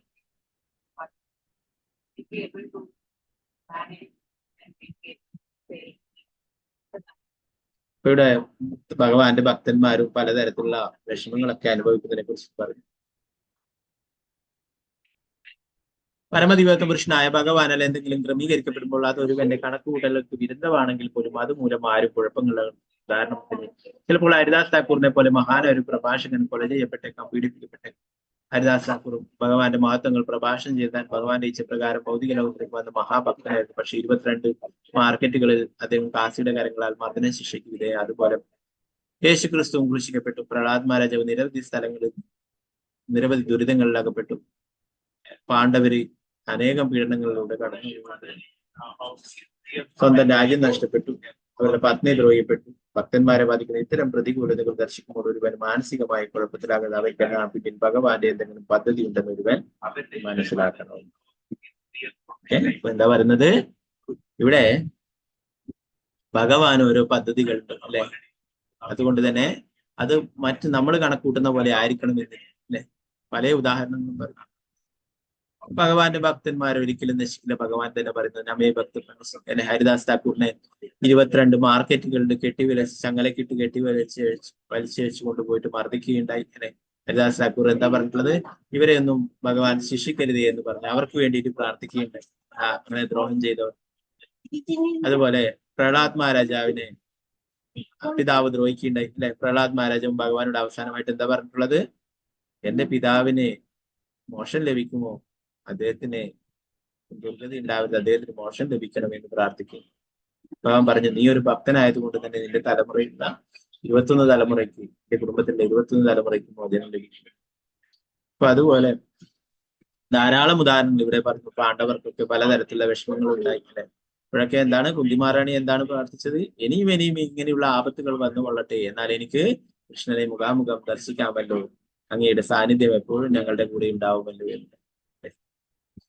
ഭഗവാൻ എപ്പോഴും ഭക്തന്മാരുടെ കൂടെ ഉണ്ടാവും. നമുക്കും പലതരത്തിലുള്ള വിഷമങ്ങളൊക്കെ ഉണ്ടാവും അല്ലെ. ബ്രഹ്മാവ് പറയുന്നു ശ്രീമദ് ഭാഗവതത്തിൽ, തേനു കമ്പം സുസമീക്ഷമാണം കുഞ്ചാനേവാത്മകൃതം വിഭാഗം നമസ്തേ ജീവേദേ മുക്തിപദേ സുഖ്യാം. നമുക്ക് പലതരത്തിലുള്ള വിഷമങ്ങളൊക്കെ വരുമ്പോൾ നമ്മള് പലപ്പോഴും പറയും അല്ലെ, എന്താണ് ഭഗവാൻ ഇങ്ങനെ എങ്ങനെ എന്നൊക്കെ പറഞ്ഞ് ഭഗവാനെ കുറ്റപ്പെടുത്തില്ലേ.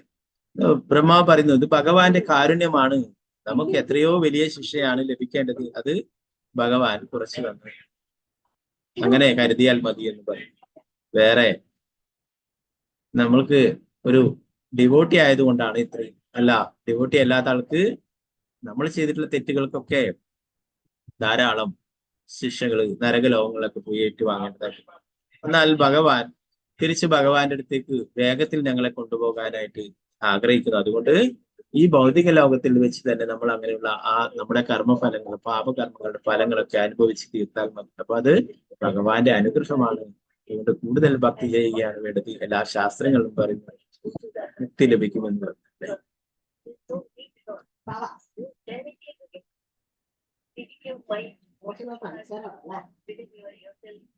അപ്പൊ ഇങ്ങനെ പല തരത്തിലുള്ള ഭക്തന്മാരെ ഇങ്ങനെ പലതരത്തിലുള്ള പ്രതികൂലതകളും ഉണ്ടാകുമ്പോൾ ഒരിക്കലും മാനസിക കുഴപ്പത്തിലാവരുത്. അവർക്ക് അതിന്റെ എല്ലാം പിന്നിലെ ഭഗവാന്റെ എന്തെങ്കിലും പദ്ധതി ഉണ്ടെന്ന് ഒരുവൻ മനസ്സിലാക്കണം. ഇത്തരം പ്രതികൂലതകളാൽ ഭക്തൻ ഒരിക്കലും കുഴപ്പത്തിലാകരുതെന്നാണ് ഭാഗവതത്തിന്റെ ഈ സമർത്ഥനം. പ്രതികൂല സാഹചര്യങ്ങൾ ഉണ്ടായാലും അത് ഭഗവാന്റെ കാരണമായി കണക്കാക്കി ഭക്തൻ സ്വീകരിക്കണം. പ്രതികൂല സാഹചര്യത്തിലും ഒരുവൻ ഭഗവാന് വേണ്ടിയുള്ള സേവനം തുടർന്നാൽ അവൻ വൈകുണ്ഠ ഗ്രഹത്തിലേക്ക് ഭഗവാനിലേക്ക് മടങ്ങി പോകാൻ ഉറങ്ങും. പരമദിവ്യപുരുഷനായ ഭഗവാന്റെ ആജ്ഞപ്രകാരം സംഭവിക്കുന്നതാകിയാൽ അന്ധകാരത്തിന്റെ ഇരുളടഞ്ഞ അന്തരീക്ഷം സംജാതമാകാനുള്ള കാരണത്തെ പറ്റി വൃഥാ ചർച്ച ചെയ്യേണ്ടതെന്ന് ബ്രഹ്മാവദേവന്മാരെ ഉപദേശിച്ചു. ഭഗവാന്റെ മഹാഭക്തനാകിയാൽ അദ്ദേഹത്തിന്റെ പദ്ധതി മനസ്സിലാക്കാൻ ബ്രഹ്മാവിന് കഴിയുന്നത്.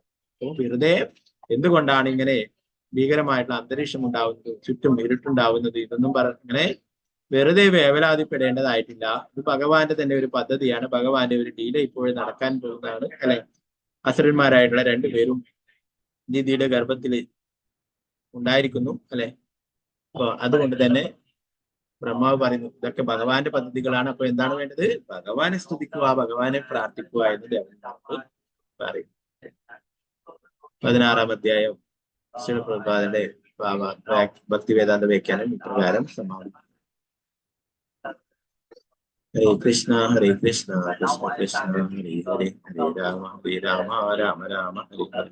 ഗ്രന്ഥരായ ശ്രീമദ് ഭാഗവതം ജയ ശ്രീപ്രഭുപാദ് ജയ് ഗുരുമരാജ് ജയ് നത്തായ ഗൗരവമാനന്ദ ഹരേ ഹരേ കൃഷ്ണ. അപ്പൊ ഇന്ന് വളരെ വിശേഷപ്പെട്ട ഒരു ദിവസമാണ്. ധാരാളം പ്രധാനപ്പെട്ട കാര്യങ്ങളുള്ള ഒരു ദിവസമാണ്. വസന്ത പഞ്ചമിയാണ്. അതുപോലെ വിഷ്ണുപ്രിയ ദേവിയുടെ അവതാര ദിനമാണ്.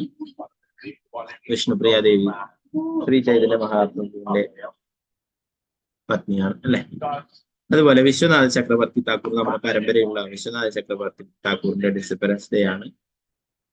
അതുപോലെ പുണ്ടരീക വിദ്യാനിധി അദ്ദേഹത്തിന്റെ ആവിർഭാവ ദിനമാണ്. രഘുനന്ദന ടാക്കൂറിന്റെ ആവിർഭാവ ദിനമാണ്. ശ്രീ രഘുനാഥ് ദാസ് ഗോസ്വാമി, അല്ലെ, ഷഡ് ഗോസ്വാമികാരനുള്ള രഘുനാഥ് ദാസ് ഗോസ്വാമി, അദ്ദേഹത്തിന്റെ ആവിർഭാവ ദിനമാണ്. അതുപോലെ തന്നെ സരസ്വതി ദേവിയുടെ ആവിർഭവിച്ചിട്ടുള്ള അവതാര ദിനമാണ്. ഇങ്ങനെ കുറെ വിശേഷങ്ങളുള്ള ഒരു ദിവസമാണ് വസന്ത പഞ്ചമി എന്ന് പറയുന്ന ഈ ദിവസം. എല്ലാ ശുഭകാര്യങ്ങൾക്കും നല്ല ഒരു ദിവസമാണ് ഞാൻ പറഞ്ഞത്.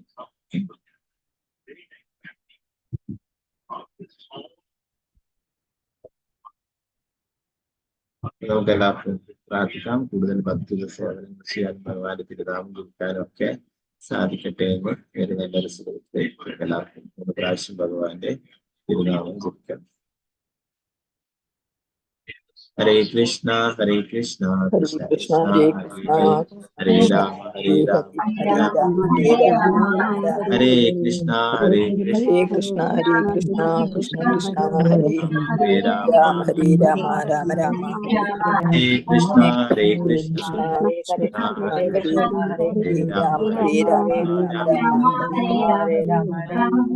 ഹരേ ഹരേ കൃഷ്ണ പ്രഭുജി ഹരേ രാമ ഹരേ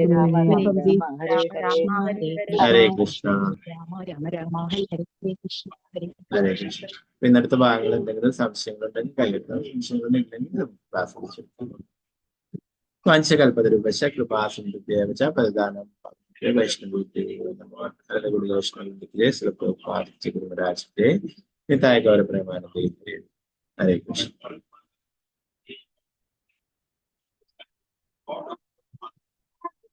ഗീതാസി മാതാജി, ഹരേഷ്ണ മാതാജി, ഇതുണ്ടോ മാതാജി? ഹരേ കൃഷ്ണ പ്രഭുജി. എനിക്കൊരു കാര്യം ചോദിക്കാനുണ്ട്. അത് നമ്മള് ഇപ്പം ഇതില് പറഞ്ഞ പ്രക്രിയകള് ഒരു ഭക്തനായിട്ടുള്ള ഒരാൾക്ക് പിന്നെ ജനന മരണങ്ങളിൽ നിന്ന് മുക്തി നേടി വൈകുണ്ഠത്തിലേക്ക് എത്താനുള്ളത് പറഞ്ഞില്ലേ ഇപ്പം കുറച്ച് പ്രക്രിയകൾ പറഞ്ഞത്. അപ്പം സാധാരണ ഒരു ഭക്തിയില് ജസ്റ്റ് എത്തിയിട്ടുള്ള ഒരു സാധാരണ ആൾക്ക് ഇവിടെ പ്രാരാബ്ധ കർമ്മങ്ങൾ എത്ര സഹിച്ച് മുന്നോട്ട് പോകണമെന്ന് പറഞ്ഞാലും ചിലപ്പം താങ്ങാൻ കഴിയില്ലല്ലോ. അങ്ങനെയാണെങ്കിലും അപ്പോഴും നമ്മൾ സ്വീകരിക്കേണ്ടത് ഇതേ പ്രക്രിയകളാണോ? അത് എന്തൊക്കെയാണെന്നുള്ളത് ഒന്നും കൂടി പറയൂ. ഭക്തി തുടങ്ങിയിട്ടുള്ളവരെ കുറിച്ചാണ് പറയുന്നത് മാതാജി. അപ്പൊ ഇപ്പൊ പറഞ്ഞില്ലേ നമ്മൾ സഹിച്ചു മുന്നോട്ട് പോണ ഇവിടെയുള്ള പ്രാരാബ്ധ കർമ്മങ്ങൾ. പക്ഷെ അത് താങ്ങാൻ ചിലപ്പോ സാധാരണ ഒരാൾക്ക് കഴിയില്ലല്ലോ എന്തൊക്കെ പറഞ്ഞാലും. അപ്പൊ അവരെന്താണ് അനുഷ്ഠിക്കേണ്ടത് എന്നുള്ളത് ഒന്നുകൂടി പറയൂ. ഇത് തന്നെയാണ് ശ്രവണം കീർത്തനം തന്നെ. നമുക്ക് എന്താ പറയാ, നമ്മുടെ ഗുരുമഹാരാജ് ശ്രീ ജയപതാക സ്വാമി ഗുരുമഹാരാജ് പറയും ഭക്തന്മാര് പലതരത്തിലുള്ള വിഷമങ്ങളുണ്ട്, നമുക്ക് ഭക്തി ചെയ്യാനായിട്ട് തടസ്സങ്ങളുണ്ട്, നമുക്ക് അങ്ങനെ സാധിക്കുന്നില്ല, എങ്ങനെ സാധിക്കുന്നില്ല. മഹാരാജ് അവരോട് ചോദിക്കുന്നത്, നിങ്ങൾ എത്രമാത്രം സഫർ ചെയ്യുന്നുണ്ട്, എത്രമാത്രം എന്താ പറയാ വിഷമിക്കുന്നുണ്ട്. ഭക്തപ്രഹ്ലാദൻ അനുഭവിച്ച അത്രയുണ്ടോ എന്ന് ചോദിച്ചു. ഭക്തപ്രഹ്ലാദൻ 5 വയസ്സായിരുന്നു. സംരക്ഷിക്കേണ്ട പിതാവ് തന്നെയാണ് അദ്ദേഹത്തിനെ പലതരത്തിലും വധിക്കാനായിട്ട് ശ്രമിച്ചത്. അപ്പൊ അത് എന്താ പറയാ നമുക്ക് കാണിച്ചു തരുന്നത് അങ്ങനെയുള്ള മഹത് വ്യക്തികളായിട്ടുള്ള പ്രഹ്ലാദന്മാരൊക്കെ ഭഗവാന്റെ അത്രയും പരിശുദ്ധ ഭക്തൻ, അത് നമുക്ക് കാണിച്ചു തരുന്നതാണ്. എന്തൊക്കെ വിഷമങ്ങൾ ഉണ്ടായാലും നമ്മൾ ഒരിക്കലും ഭഗവാന്റെ തിരുനാമം വിടരുത്, ഭഗവാന്റെ ഭക്തി സേവനങ്ങൾ വിടരുത്. ഇങ്ങനെ ഭാഗവതത്തിലുള്ള ഓരോ മഹത് വ്യക്തികളെ നോക്കിയാലും അവരൊക്കെ അവരുടെ ജീവിതത്തിലൂടെ നമുക്ക് പഠിപ്പിച്ചു തരുന്നതാണ് ഓരോരോ ആൾക്കാർ. ഇപ്പൊ ഇവിടെ 4 കുമാരന്മാരുടെ കാര്യം അല്ലെ, അതുപോലെ ജയവിജയൻ 4 കുമാരന്മാര് എന്താ പറയാ ആ ഭഗവാന്റെ സേവകരെ ശപിക്കുകയുണ്ട്. അപ്പൊ അതൊക്കെ നമുക്ക് തരുന്ന വൈഷ്ണവര് എന്താ പറയാ ഭഗവാന് പ്രിയപ്പെട്ട. അതുപോലെ ജയവിജയന്മാര് ബ്രാഹ്മണ കുമാരന്മാരായിട്ടുള്ള 4 മുനിമാരെടുത്തും അപരാധം ഉണ്ടായി ഭഗവാനെടുത്ത് പോകുന്നതിൽ തടഞ്ഞു. അപ്പൊ ഇതൊക്കെ നമുക്ക് ഓരോരോ എന്താ പറയാ പാഠമാക്കാനായിട്ടാണ് ഇങ്ങനെയുള്ള ഓരോ ലീലകളും ഭക്തന്മാരോട് അപരാധം ചെയ്യരുത്. അതുപോലെ നമുക്ക് എന്ത് പ്രതികൂലമായിട്ടുള്ള സാഹചര്യങ്ങൾ ഉണ്ടായാലും ഒരിക്കലും ഭഗവാന്റെ തിരുനാമം ഇടരുത്. നേരത്തെ പറഞ്ഞ പോലെ നമ്മുടെ എത്രയോ എന്താ പറയാ പാപങ്ങൾ ചെയ്തിട്ടുണ്ട്. അതുകൊണ്ടാണ് നമ്മൾ ഇങ്ങനെയുള്ള പല വിഷമങ്ങളും അനുഭവിക്കുന്നത്. കർമ്മഫലങ്ങളാണ് നമ്മൾ അനുഭവിക്കുന്നത്. അപ്പൊ അത് വേറെ ഒന്നും കൊണ്ട് ചെയ്യാനായിട്ട് സാധിക്കില്ല. അതുകൊണ്ടാണ് ഇതിൽ പ്രഭുപാദർ ഓരോ ഭാഗങ്ങളിലും പറയുന്നത് നമുക്ക് ഭക്തിയോഗത്തിലൂടെ മാത്രമേ എല്ലാ പാപങ്ങളും മുക്തനാകാനായിട്ട് സാധിക്കും, ഭഗവാന്റെ തിരുനാമ ജപം കൊണ്ട് മാത്രമേ സാധിക്കൂ എന്നുള്ള കാര്യം. വേറെ ഒന്നുമില്ല. എല്ലാവരും ഭഗവാൻ ശ്രീകൃഷ്ണ ഭഗവാൻ തന്നെ ശ്രീ ചൈതന്യ മഹാപ്രഭുവായിട്ട് ജപിച്ചിട്ടുള്ളത് ഈ മന്ത്രം തന്നെയാണ് എല്ലാവരോടും പറഞ്ഞിട്ടുള്ളത്. വേറെ ഒരു പ്രക്രിയയും ഇവിടെ വർക്കാവില്ല എന്നാ പറയുന്നത്. കലിയുഗത്തില് എന്താ പറയുന്നത് എല്ലാ ശാസ്ത്രങ്ങളിലും പറയുന്നത് അതാണ്. ഈ ഒരു കാര്യം മാത്രം ഹരേർനാമം ഹരേർനാമം ഹരേർനാമം ഇതൊക്കെ ഭഗവാന്റെ നാമം ജപിക്കാനായിട്ട് മാത്രം. അത് എല്ലാം അതുകൊണ്ടാണ് പറഞ്ഞിട്ടുള്ളത് അസുരന്മാരായിട്ടുള്ള അവര് പോലും ഭഗവാനെ ചിന്തിച്ചുകൊണ്ട് മോക്ഷം ലഭിക്കുന്നത്. അപ്പൊ ഭക്തന്മാർക്ക് തീർച്ചയായിട്ടും കാരുണ്യം കിട്ടും, ഭഗവത് കാരുണ്യം കിട്ടില്ല. അപ്പൊ എന്താ പറയാ നമുക്ക് ഒറ്റയടിക്ക് അങ്ങനെ എന്താ പറയാ എല്ലാം ഉപേക്ഷിച്ച് വീട്ടില് നമ്മളിപ്പോ വീടാവുമ്പോ പലതരത്തിൽ ആൾക്കാരുണ്ടാവും, എല്ലാവരും ഡിവോട്ടീസ് ആയെന്ന് വീട്ടിൽ അല്ലെ, അങ്ങനെയുള്ള ഉണ്ട്. അപ്പൊ നമ്മുടെ ഭക്തി മറ്റുള്ളവരുടെ മുന്നിൽ അങ്ങനെ പ്രദർശിപ്പിക്കണം ഇല്ല എന്ന് പറയും ആചാര്യന്മാർ, രൂപഗോസ്വാമി മറ്റുള്ളവർ. അത് നമുക്ക് ചെയ്യാം, എന്നാൽ അത് മറ്റുള്ളവർക്ക് ഉപദ്രവങ്ങളൊന്നും ഉണ്ടാക്കാത്ത രീതിയിൽ നമുക്ക് ഭഗവാന്റെ നാമം ജപിക്കും മറ്റുള്ളവർക്ക് ചെയ്യാം. വേറെ അവരെ പ്രകോപിപ്പിക്കുന്ന തരത്തിലായിട്ട് അങ്ങനെ ചെയ്യും. അങ്ങനെയുള്ള പല സംഭവങ്ങളും ഇപ്പോഴും നടന്നുകൊണ്ടിരിക്കുന്നതിനൊക്കെ നമ്മള് ബാംഗ്ലൂർ സത്സംഗത്തിൽ തന്നെ നടക്കുന്നത്. നമ്മള് അത് ചെയ്യും. നമ്മൾ ഭക്തി ചെയ്യുന്നത് മറ്റുള്ളവരോടൊക്കെ പറഞ്ഞ് അറിയിച്ചിട്ട് അവരെയൊക്കെ പ്രകോപിപ്പിക്കേണ്ടത് കാര്യം. അപ്പൊ അങ്ങനെ അവർക്ക് അപ്പോൾ കൂടുതൽ ദേഷ്യം ഉണ്ടാവും. അപ്പൊ അവരെ അങ്ങനെ പ്രകോപിപ്പിക്കാതെ നമുക്ക് നല്ല രീതിയിൽ ഭക്തി ചെയ്യും. നമുക്ക് എന്താ പറയാ മറ്റുള്ളവരെ കാണിക്കാനോ മറ്റുള്ളവർ ഇതൊന്നും നമ്മുടെ ഭക്തി നമ്മുടെ ഉള്ളിൽ തന്നെ നമ്മള് ഭഗവാന്റെ നാമം ജപിക്കുക. എന്തൊക്കെയാണ് നമുക്ക് ചിലപ്പോ നമുക്ക് ഓഫർ ചെയ്യാനുള്ള സാഹചര്യങ്ങൾ ഉണ്ടാകും. നമുക്ക് മനസ്സുകൊണ്ട് ഭഗവാൻ ഓഫർ ചെയ്യാം. അങ്ങനെയൊക്കെ നമ്മുടെ ഉള്ളില് നമ്മുടെ ഹൃദയത്തിൽ പരമാത്മാവായിട്ട് ഭഗവാൻ ഉണ്ട്. അപ്പൊ നമ്മൾ ആത്മാർത്ഥമായിട്ട് ആഗ്രഹിക്കുകയാണെങ്കിൽ ഭഗവാൻ അതിനുള്ള സാഹചര്യങ്ങളൊക്കെ നമുക്ക് ഉണ്ടാക്കി തരും. നമുക്ക് കൂടുതൽ ഭക്തി ചെയ്യാനും കൂടുതൽ നാമം ജപിക്കാനും ഒക്കെ നമുക്ക് താല്പര്യമുണ്ടെങ്കിൽ ഭഗവാൻ അറിയാം എന്താണ് നമ്മുടെ മനസ്സിലുള്ളത്. തീർച്ചയായിട്ടും ഭഗവാൻ നമ്മൾ ആത്മാർത്ഥമായിട്ട് ആഗ്രഹിക്കുകയാണെങ്കിൽ ഭഗവാൻ തീർച്ചയായിട്ടും ഭക്തിയിലുള്ള എല്ലാ തടസ്സങ്ങളും ഹരേ കൃഷ്ണ. Thank you പ്രഭുജി. ഹരേ കൃഷ്ണ. ഹരേ കൃഷ്ണ. അപ്പൊ വേറൊന്നും ഇല്ലെങ്കിൽ നമുക്ക് ക്ലാസ് പിടിച്ചെടുക്കാം.